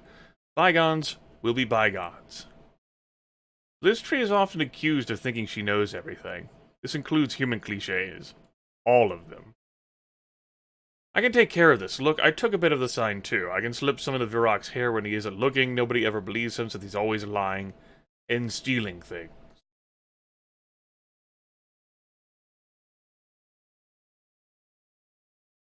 Shall we sally forth to admit our accidental crime? The injustices? It's happened before, a thing. It's happened before. And all the adventures we've done, a monster loves you. Ruthless. Destructive. Chaos has certainly transpired. But not so much this time. Monsters will be monsters, you know? Anyway, what is a monster? Respect -1, honesty maxed. All the gathered elders scowl at you. They take turns chewing you out, which for monsters is a more literal expression than you might expect. Ragged and bloody, you creep back to your hovel. To heal. You take solace in the fact that your honor is intact. You messed up and you told the truth. And everyone will remember that. We had a +1 to spare at 35. Your neighbor, the elder monster Aleya, walks slowly in the direction of the brood cave. Who? One of your next door neighbors, but she's much older than you. Months and months. Alright. Well, I mean, we could just leave her alone, because it's not our fucking business. But sure, whatever.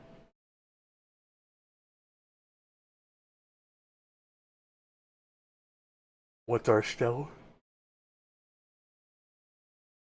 I don't think it's that good.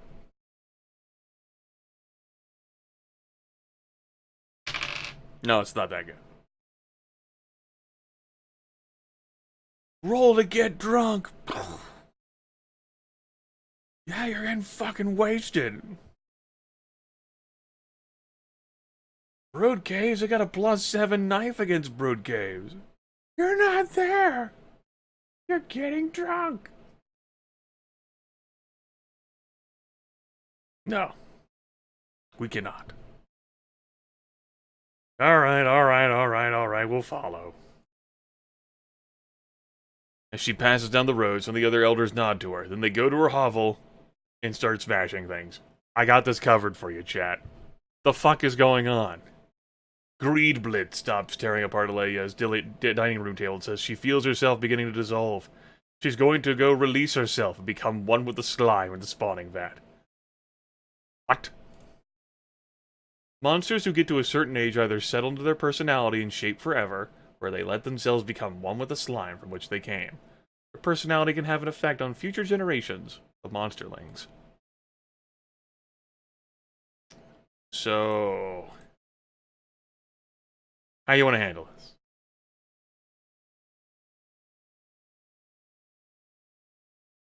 Lelia!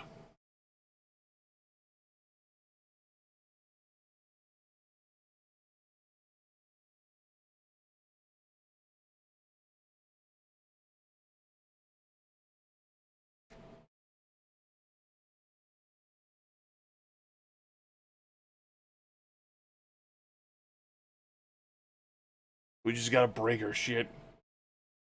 You're going back to the spawning vat? Fine. Fuck your shit. All you new monsters gotta get their own shit. Fuck it. These are your prized possessions. They can go with you into the vat. Oh well. You're going to be remembered, Alelia, and we'll see a bit of you in every monsterling from now on. Take care, Summer. I hear you on this whole bed thing.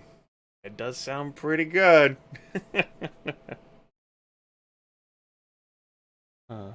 Pretty tempting.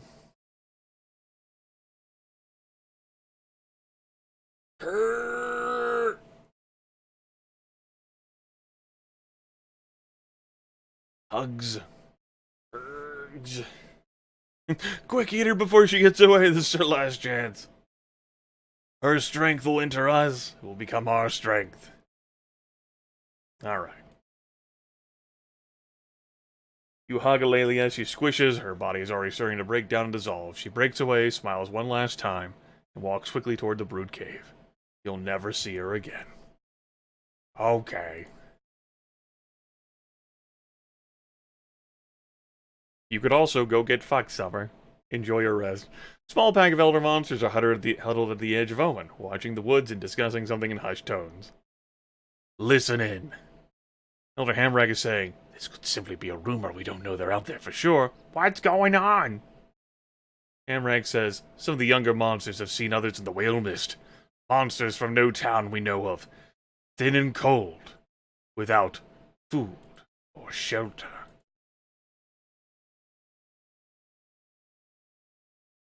My God, there's entities out there, in the whale mist.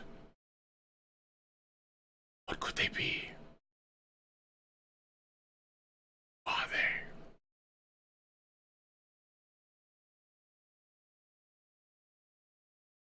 My word.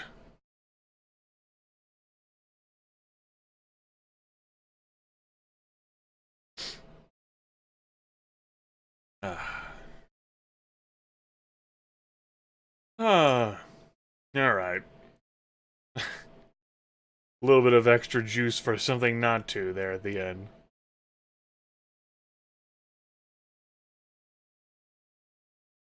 The elders are impressed by your unusual offer. They look at each other, then shift their conversation in the same direction. The strange monsters come to the Omen now. They won't be met with violence. And that's all of them over here, so let's select some in here based on how delighted I am to see them. Like this. You take the lead on a hunt in the whale mist, but you've become separated from the group. Suddenly you catch sight of something. There! Within that thicket! Rumor has it that an especially large, clever snake tricked Nash, biting her and made her sick for days. It's right there. Waiting. Watching. A snake, so large, so clever, that it could trick Nash and defeat her, and make her sick for days.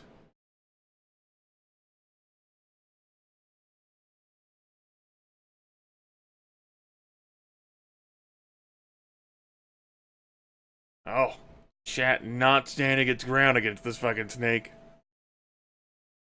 My God. I don't recall seeing chat fucking retreat from the snake before. And all the runs we've done.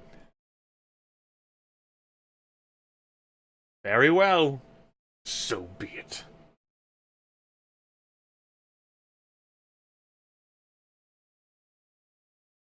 Get the fuck out of here. You call everyone. What do you mean, everyone? Everyone! Oh, everyone. You gather everyone and retreat back to Omen. Nobody kills the snake. It may forever lurk in the paths of the forest. Everyone! Do this face. You scoop a big fish. Yes! You scoop a big fish from the forest stream as you're about to fight into it and says, Wait, wait, I'm magic, I can grant you a wish!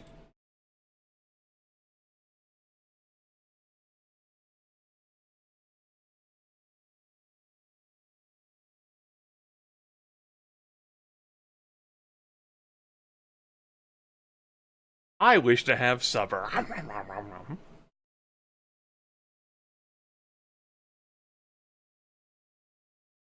My God. A wish from a fish is a dish most delish. Ah! Alright. Option 2 it is.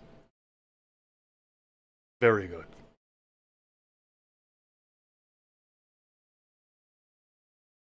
All I wish is for something to eat, you snarl. The fish realizes what you mean as you bite into it. Aha! Get dunked on, fish. Let us tell our good friend the goat about this. Squirrel hops into a pool of sunlight, bright-eyed and bushy-tailed, ready to bury nuts and make something of itself. You drop on it from a branch, grab it, and twist its head off. Ha ha! Delicious decapitation. A young wolf suddenly leaps in front of you, snaps the squirrel out of your claws, and runs off, laughing and barking. Wait, wolves can bark now? Isn't that only dogs? You must be multilingual. Plus, it looks like she's faster than you. Okay.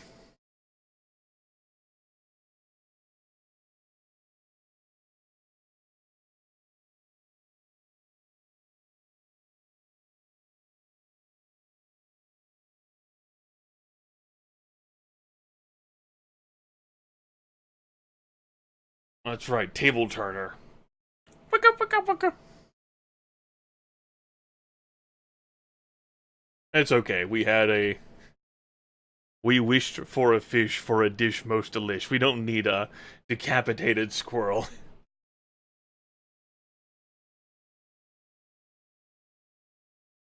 Shall turn the tables. The second squirrel creeps up and pokes at the discorporated head of the first one. You grab the new squirrel and chew on it a little. Thinking. Yes. Yes.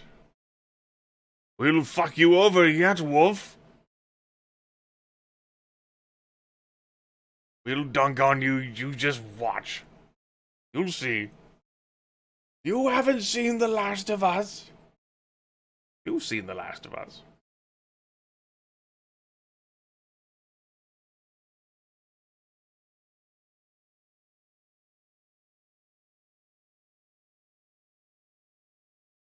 Damn it.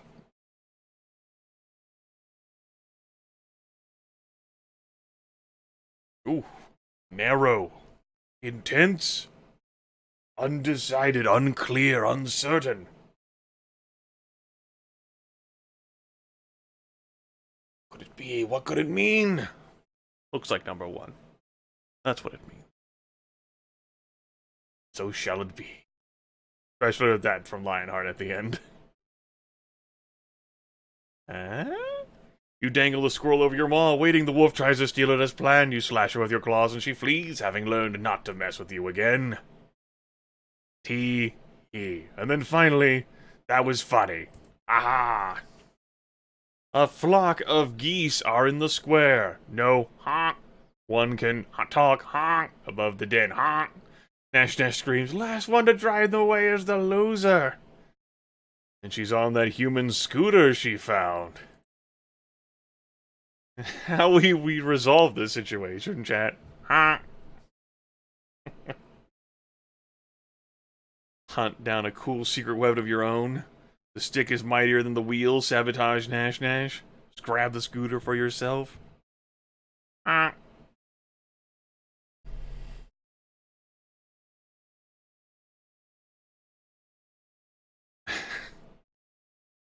kind of the monsters to not, like, lash out with their crazy geese catching jujitsu or whatever and stop this honking from occurring. Maybe they want to try and maintain the delicate ecosystem around here. What can I say? Okay. It's like number 3 is it?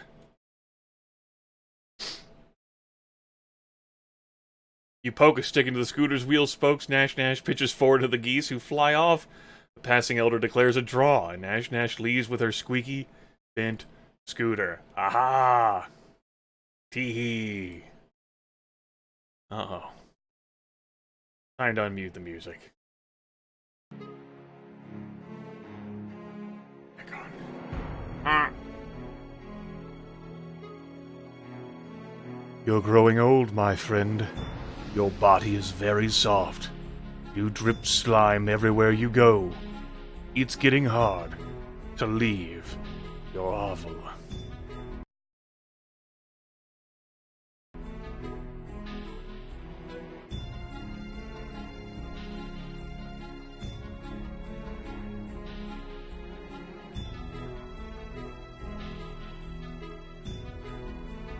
One last lecture. One final ride.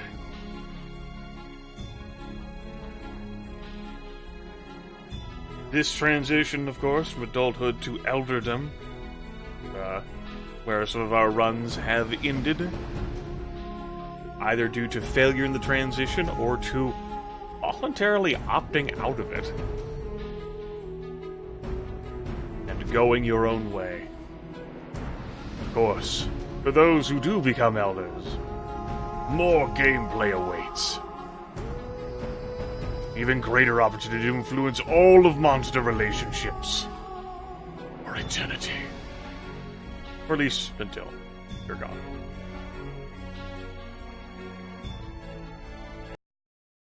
Option 2 it is, so we're gonna go see the spine doctor. Doctor tells you your time is almost up. You soon reach either the end of the adulthood, and you'll either ascend to elder status or dissolve into slime. What happens to the monsters who dissolve? Their bodies melt the spawning vat. And new monsters come out of that. What happens to monsters who ascend? They become elders and live on. Can the doctor do something to stop this process? There is a treatment that might prevent a dissolution. Treatment involves an extract taken from the tentacle ferns that grow in the whale mist. Are we interested in, not dissolving through this method?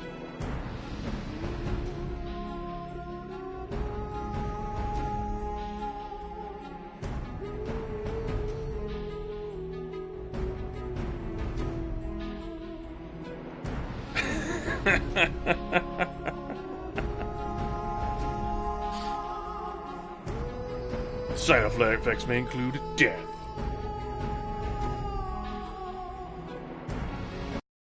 Okay. Very narrow vote.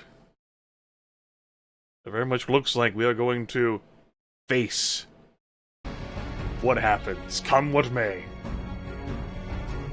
I won't age a day. I'll wait for you always. We got that point of respect back. Return to your hovel. The doctor bids you good luck as you depart. Well, a group of elders is waiting at the door. They've seen your drippings. They know it's time for you to dissolve or ascend. Mom, I don't want to go. Mom. You can't make me.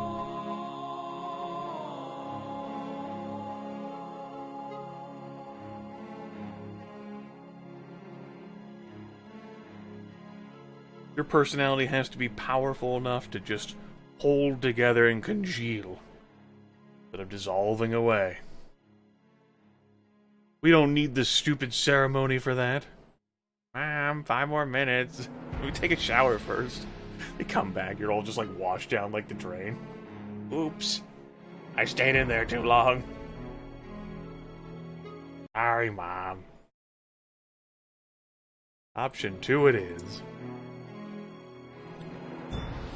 The Elders of Omen surround you at the spawning vat. They've built a fire beneath a small cauldron. Your body is squishy and damp. I don't remember whether any of these options disappear if we examine the cauldron. So, let's do it like this. We'll treat it as if it's an actual 4 choices, instead of me auto-clicking examine.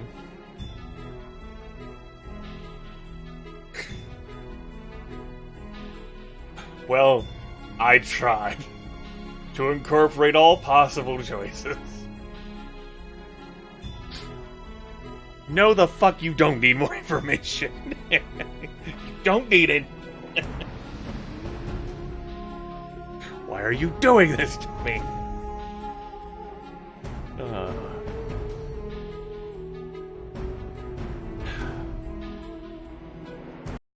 Alright. Fucking fine. Fine. Fine. The rusty iron cauldron smells like electrical fluid and herbs from the whale mist. It's empty now, but soon it will hold blood and slime from many monsters. Okay. Now you fuckers are armed with your stupid fucking information. I could have just clicked on it after all, but I didn't recall for certain whether it would make any of those choices disappear.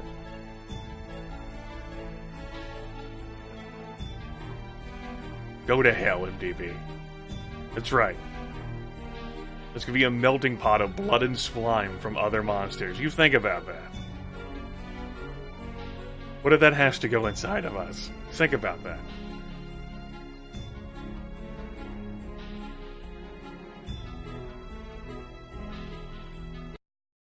Alright.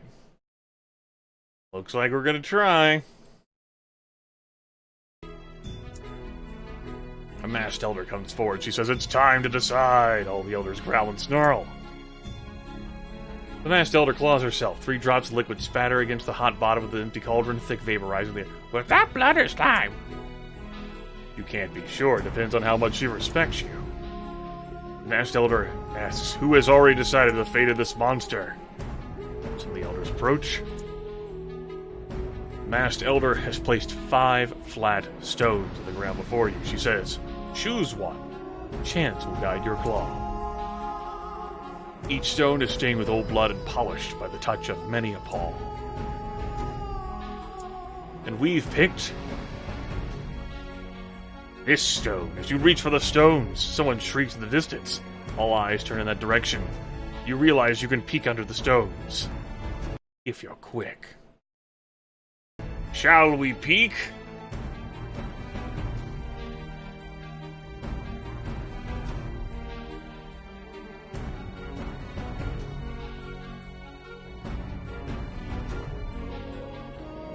Of course we will. Of course we will fucking peek.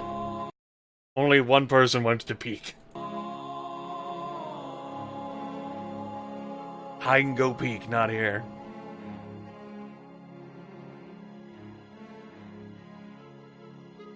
Let us resist temptation. Wait a moment. The other side of the stone is etched with a crude glyph. It shows a monster holding one claw, speaking intently. The masked elder says, "Ah, honesty. But you have just passed that test."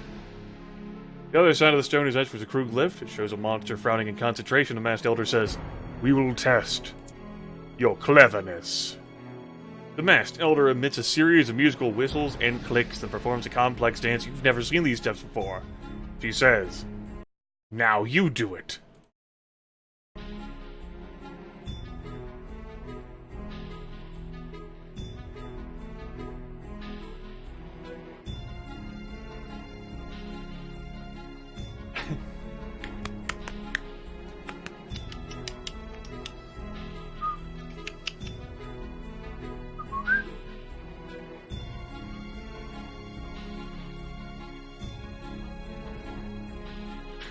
Music starts playing in the background.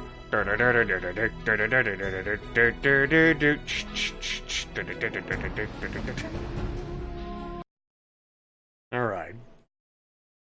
Throw me some bones. Yeah, you are a dancing fiend. Fuck yeah. Several monsters howl their approval. More stuff goes in the cauldron.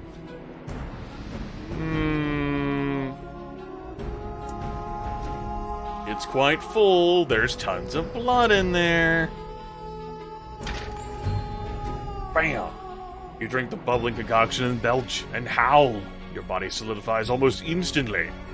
You are an elder now. Do what you want because an elder is free. So, we got our honesty one, and we got cleverness. We were not tested on bravery. We're not tested on ferocity. Well, now an elder, you are welcome Zanak, the oldest of the monster towns. In this stage of life, if you play your cards right, you'll be able to affect both the way monsters view humans and vice versa. Use your powers of persuasion wisely. We're going to oscillate between these two categories. 7 from each. Let us politic here first, for that is our way. Let us. Elder Riddy wants to stop using electricity from the humans. It's making us less monstrous, he explains, and it's a human thing through and through.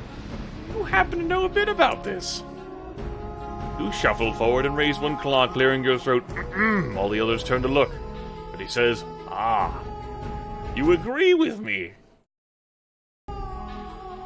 Is electricity a useless human thing?" Gonna take this opportunity to fucking give a lecture, huh, Jen? I knew it. Let me tell you how awesome this is, because I love hearing the sound of my voice. Damn it.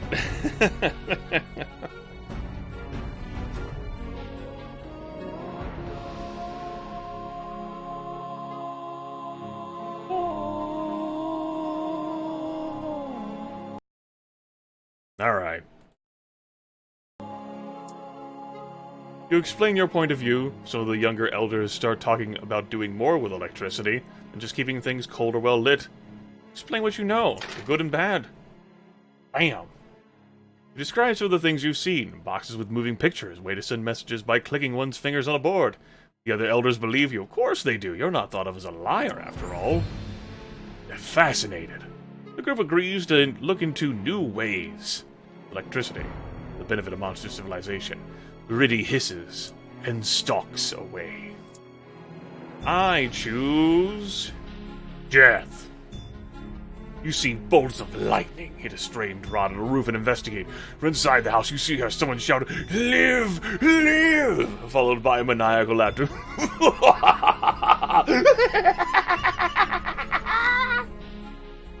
What? You listen at the window and hear a maniacal rant. This human is building a creature out of other humans. Dead humans. That sounds familiar. Chat, would you like to consider what the hell this is and what we've heard of such things, or do we want to immediately take action?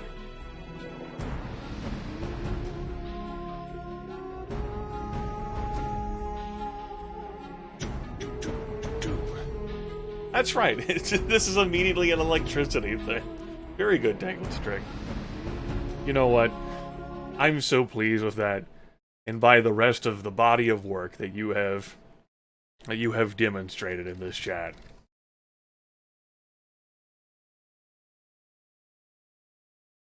Just go ahead and do that. There we go.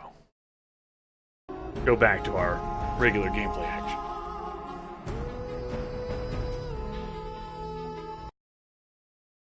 It looks like we're gonna help.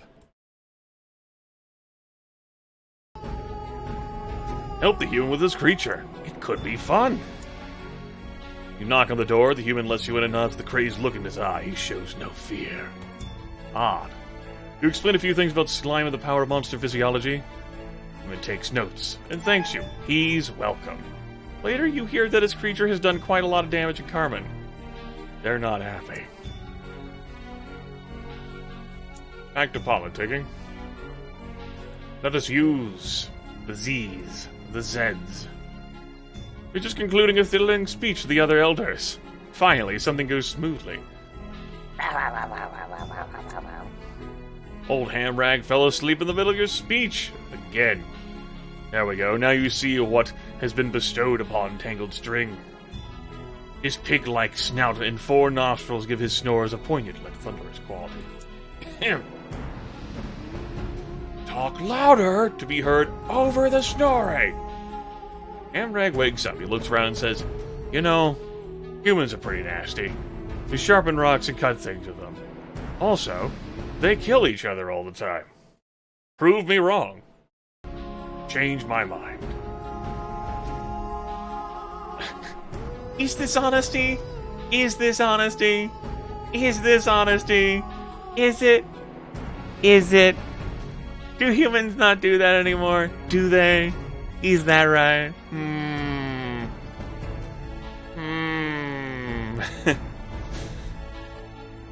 Does that really require honesty?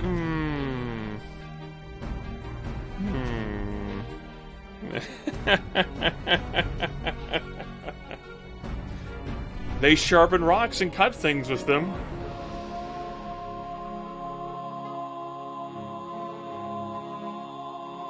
Advanced fictional humans, of course. Advanced. My mistake. Bam! You remind everyone that Hamrag's information is far out of date. Humans forge knives now, and they only rarely kill each other. Oh, you're right. Fucking guess. Monsters are ambivalent about humans, but humans absolutely hate monsters and will probably end up killing you. Or at least trying. Whether they actually succeed. So like this, you watch as an elderly human tries to fix his house. I like this one. He looks at the leaky roof with a sigh as it starts to rain and goes inside. How bad is the leak? Looks like a trickle of water will get into the attic from the storm. It might do some damage to the human's house. He also left his tools out.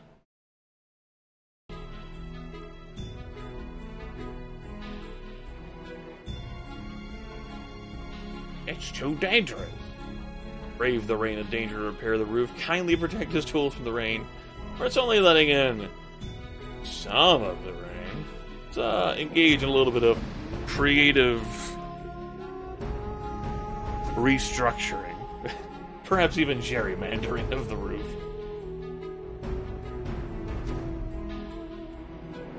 Mishallocation. Percussive maintenance. Very good.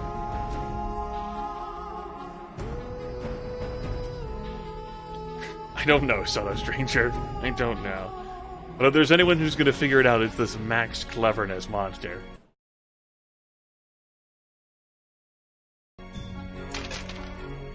Orc! Glab glop gloop. You cover the tools with your finest slime. As you leave, you notice the human at a window, looking down at his slimy tools. Hope he appreciates the protective cocoon. He scratches his head, but you're fairly sure. He's smiling. We could have stored them by putting them in our tummy. Humans dislike and fear monsters, but you can change that. Yes. Excuse me. You and some other elders are conversing when Varrock walks up, proudly holding a toaster. Your toaster. Varrock crows, look what I found at the bus stop. We can take whatever we want from human.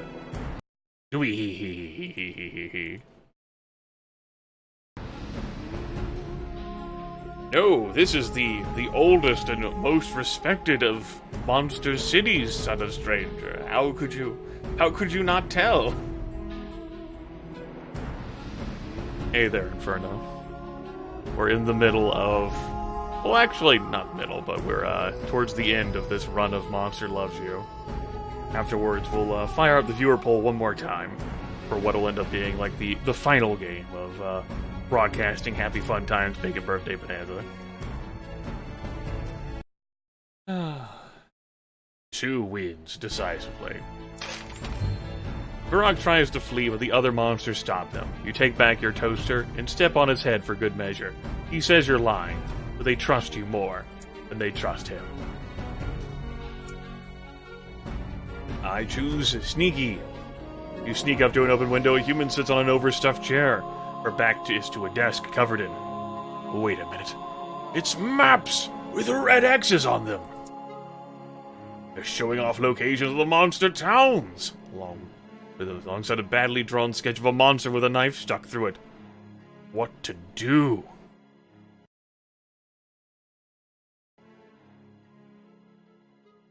We could, misappropriate the X's. You confront her, or teach this human a lesson. With violence. Yes, our character is not particularly brave.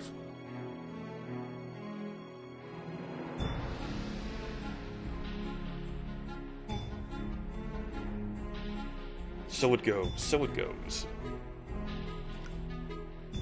It was that time we ran away from the snake.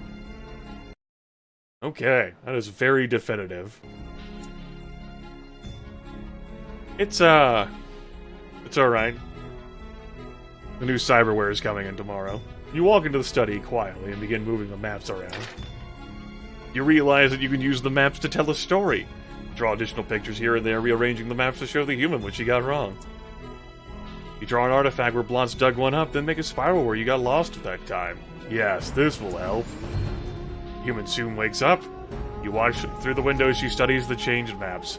After a while, she wipes a tear from one eye. You've gotten through! Ha-ha! Is joke.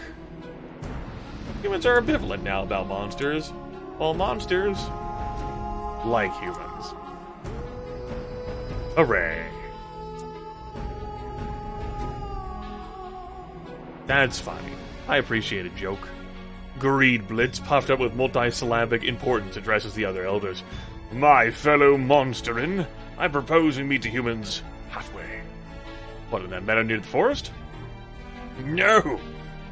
I think we should learn from them and adopt human ways to become more civilized. Here, here!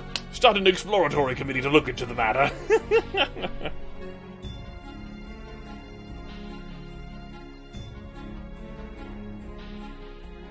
If puff and twaddle, I say. Very good. Let us not tarry further. Exploratory gentle monsters.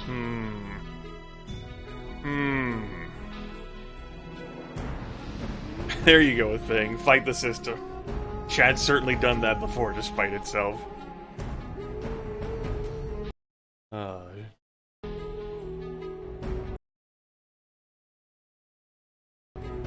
We shall agree and explain some human innovations.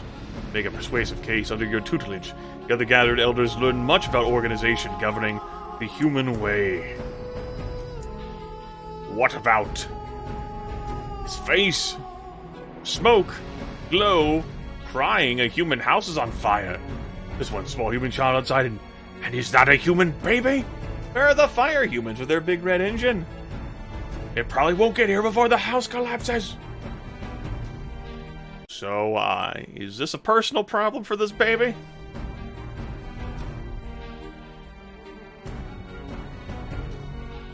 Only the strong survive, right?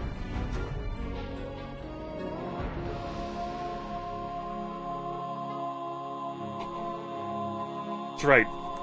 Hey, Inferno, think about it like this. It's little Inferno, just for the baby. They've got a fireplace that burns at 100 million degrees. It's little Inferno just for the baby.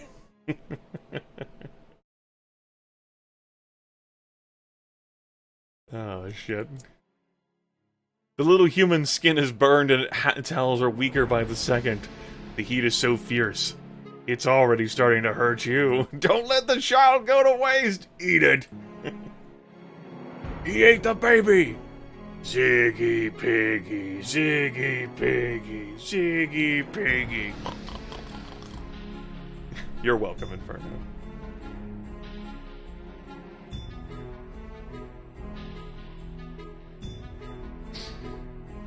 Oh, shit.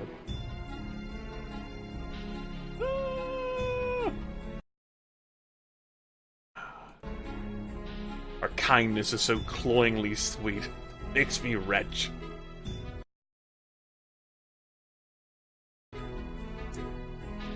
You feel like the fire is inside you now, as well as all around you. Spit up as much slime as you can to protect the baby, but it stops breathing. You force what little breath you have left into the human child's lungs, shielding its body with your own as the flames grow hotter.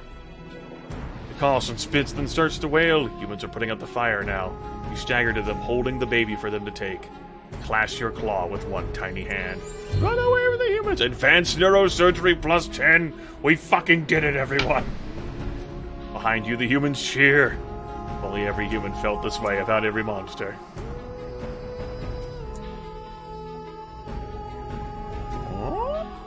Sneaky peeky. Gobclaws unrolls a big map showing the surrounding region. Points one pincer at a series of red circles. These are places where I've seen humans drop things. I think we should put garbage cans there. Why? So we can harvest the things they drop. Then we can study them and understand them better. Shall we question the plan and be open to it? Or great! Now that first choice does involve question. But chat this time is not lured by the promise of question. Not this time. Chat already armed with sufficient information.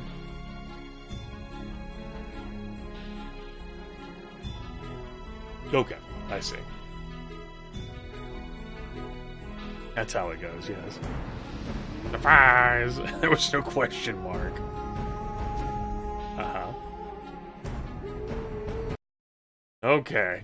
It's pretty decided right there.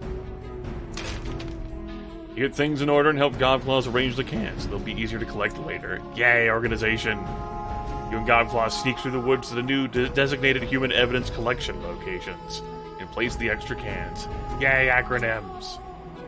Almost immediately, humans begin dropping trash into the cans, including many candy wrappers with bits of sweetness still inside. Yay, licking dirty candy wrappers! Gobclaws prepares a report based on the preliminary findings, and everyone agrees that she is quite clever, and so are you. Monsters are like, fuck yeah, humans! Fuck yeah! Alright, huns. You're splashing through rain gutters when you spy a human on the steps below. She snuffles and sobs into a tissue. A crumpled letter lies beside her. You slide down a gutter and squat beside the human. She squeaks, then holds very still when you don't attack her. Personal bubble? Space? I know, right? In front, like, okay.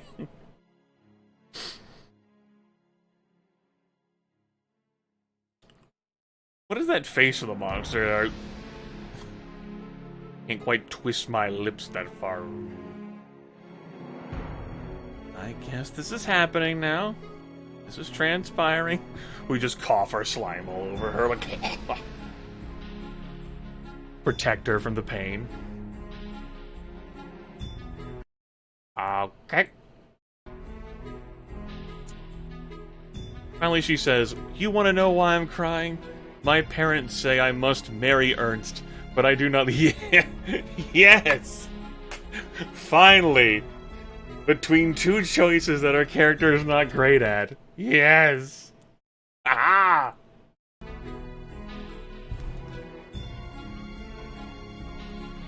Help her no matter how dangerous they may be, offer to harmlessly scare him away, or devour her.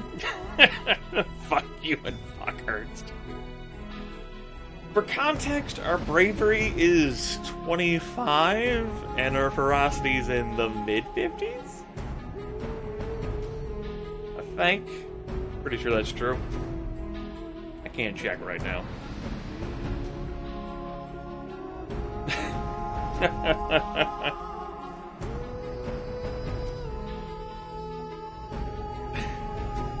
Hey, we're here to save arranged marriage problems. Like, if we just scare away this Ernst guy, her parents might try again with another suitor. Right? But if we eat her, she'll never have to deal with this problem again. That's thinking of a noodle right there. 300 IQ. The human takes you to the home of Ernst under cover of darkness. She asks him to withdraw his proposal. Then when he refuses, you leap out of the shadows and shriek! Ernst laughs and pats you on the head, calling you cute. You slink away, humiliated. Humiliating defeat. Oh, shit. You know what? I'm feeling benevolent. We'll stay on Journey to Carmen instead of splitting off between the two as we have been. For I am kind. An older human and many children sit in rows in a hot echoing room. The older human drones on while the children look at everything but him. The windows, the clock, even your hiding spot. What is the older human saying? He's telling them about lifeology. You know about that, but judging from his expression, he doesn't seem to find it.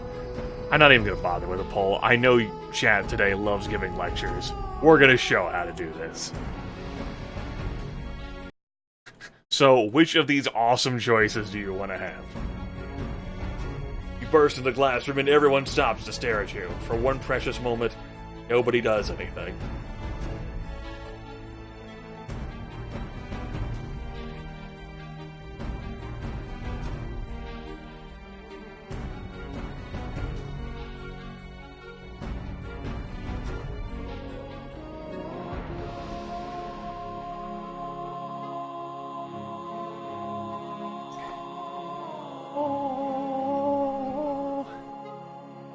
Yeah. Yeah. We had a question, or I pitched a question to the chat earlier. It's, one eye, three tongues. Would you trade one of your eyes if you could get 2 more tongues, Inferno? And like some tonsils?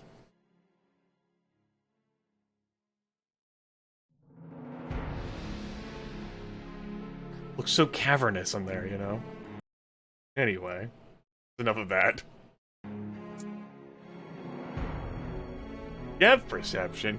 You begin your lecture, smoothly explaining how the heart pumps blood and just how many miles of veins and arteries they have in their bodies.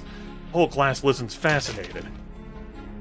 You're well into the second hour of your lecture and the bell rings. The teacher says, "I'm sorry. That's all the time we have." As the children leave, they chatter and laugh. You've made some new friends today. Politicking. Friends. What? Your fellow elders debate, are humans more dangerous now? Is it time to reveal ourselves?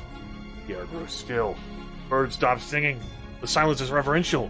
You turn and see the oldest monster sitting on a hovel roof, dwarfing it. It's watching you. The oldest monster tilts its huge head and raises one of its 3 scaly eyebrows. I mean, humans are the biggest threat to monster kind.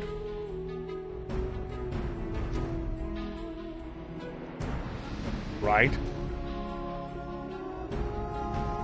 It's certainly not extreme overpopulation, bringing a degradation of environmental resources, thus collapsing the delicate balance, the delicate ecological balance of monsterdom.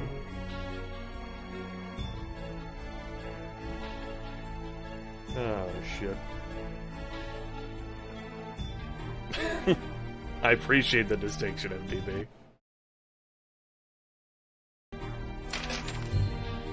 Monsters view humans max. You explain that fear is no excuse for ignorance, especially as the latter can cure the former. The other elders applaud. The oldest nods? Maybe? Okay. Humans do like monsters, some of them, whereas monsters are like, fuck yeah, humans! We'll, get this thing. Alleys are great places to find artifacts, less so to find fat, small, crying human children. And?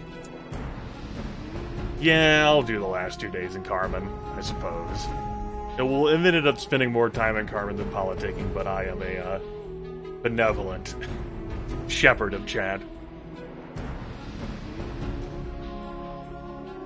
I know you like questions, Chad, but this might be the time you change your mind.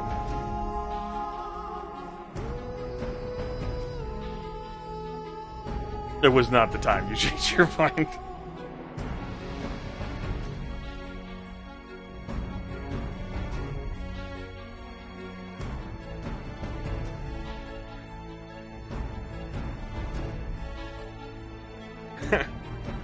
That's right. Maybe you're asking the lollipop what's wrong. Kayla. Not the child.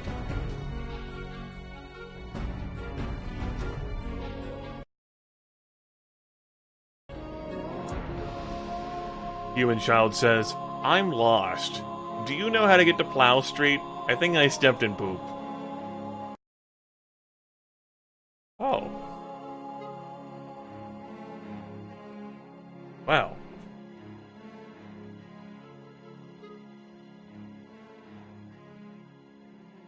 We need like a ferocity choice to pick up the baby and hurtle him across the city. Here you go! Beautiful spiral on the child as it goes sailing through the air. What an arc!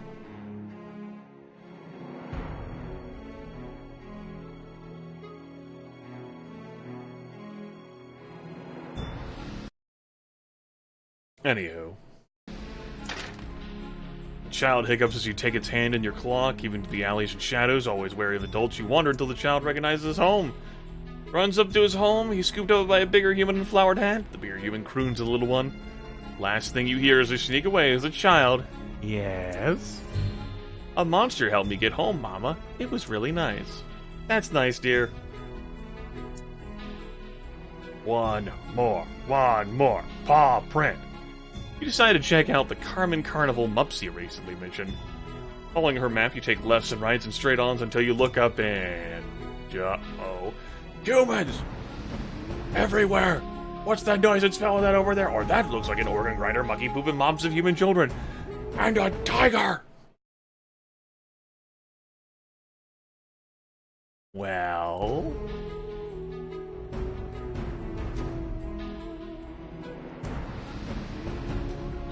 yes, a connoisseur, Inferno.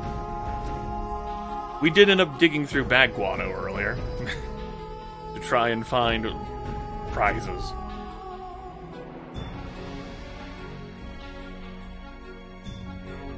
My God. For aesthetic purposes, I like tucking the exclamation mark. Like, I like using that first and then the question mark if I'm going to use both. Instead of the question mark, then the exclamation point. It's been that way for me for a long time. Again, aesthetic.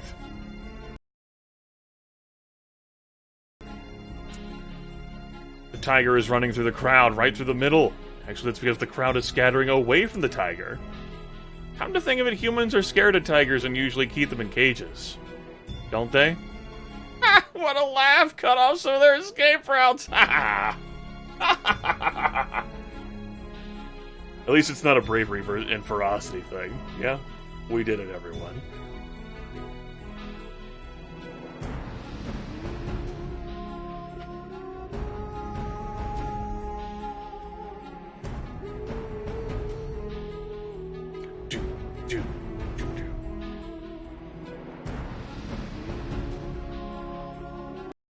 Okay. There's very definitively 3. You climb up to a bunch of floating balloons and with a flex of your claws. And with a flex your claws, pop them. Pop! Colored scraps fly everywhere. The tiger looks for the sound of the noise, spies you, and charges. Lead it out of town and away from the frightened, but safe humans. Okay. As you walk through Portland Square, you think on your past. Life hasn't always been easy, but you build up your reputation. You are quite well respected. Though monsters have always feared and loathed humans in the past, your work towards improving relations has paid off. Monsters have come to respect and like them. Well done. Meanwhile, humans who once hated all monster kind have come to understand that monsters aren't terrible evil things. Rumor has it that humans think pretty well of you. Shattering your reverie, a terrible commotion erupts. Elders and younger monsters alike are milling about in a great mob. Blood starts from a nearby roof. Humans! Humans are coming this way! That's wonderful. We can talk to them. Relations have been warming up. Both monsters and humans meet deep in the whale mist. There's considerable shuffling of feet and paws. Everyone wants to talk, but no one wants to make the first move. Only someone were to speak up. This is your last chance, chat. Will you pull the troll job of the cinch right now?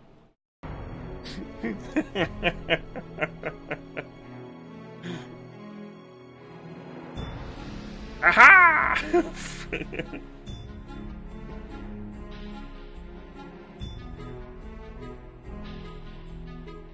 Queenie is all about the troll job of the cinch.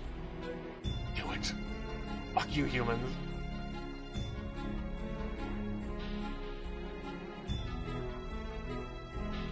I know, we've tricked everyone. We've tricked all of humans. We've tricked all of the elders.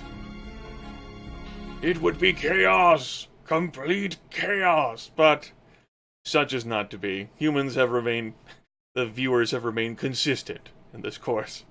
And not even at the last step could they be derailed by themselves. Not for a lack of trying, though. Not for a lack of trying. Welcome to Humans as Friends. It's the first step of a long journey, a journey on which monster and human will cooperate in all things. The end. And so, monsters and humans worked, lived, and played together for many happy generations to come. Hooray for the future!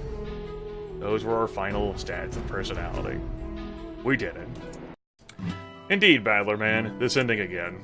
As I noted when we started off, I don't have my old save file from my old computer, so while I do still have the achievements on Steam, this sort of beautiful spinny circle is empty. You dared to find the narrow gap between fear and hate. Now humans and monsters work together for the benefit of all. Among the other unique endings we got, we take a look at the achievements. There was Dissolving into Bravery, where we dissolved in the spawning vat, and we were brave. We did the same with Ferocity. We had a war, and all humans died. And then we had a war, and all monsters died. That was like a... We failed right at the end of that, where it just like collapsed right in the final battle, and so then all monsters died. We've seen quite a few repeats.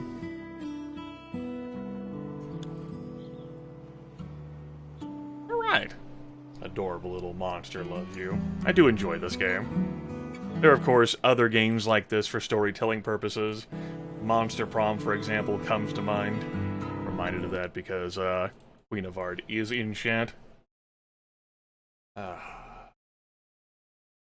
Try Monster Prom!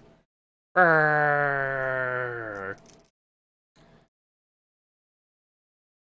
Since Queenie is here, there was talk, by the way, folks, of the return of a delightful and wonderful game experience where we help matchmake and bring romance back to people.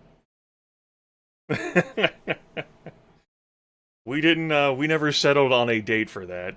She took a trip, I had my vacation, and I never reached out back to her afterwards. Same from her. But, you know, it could happen again, and we might help find romance for people once more. I might lie and deeply offend her. A lot of opportunities on the table. Disappointment all around.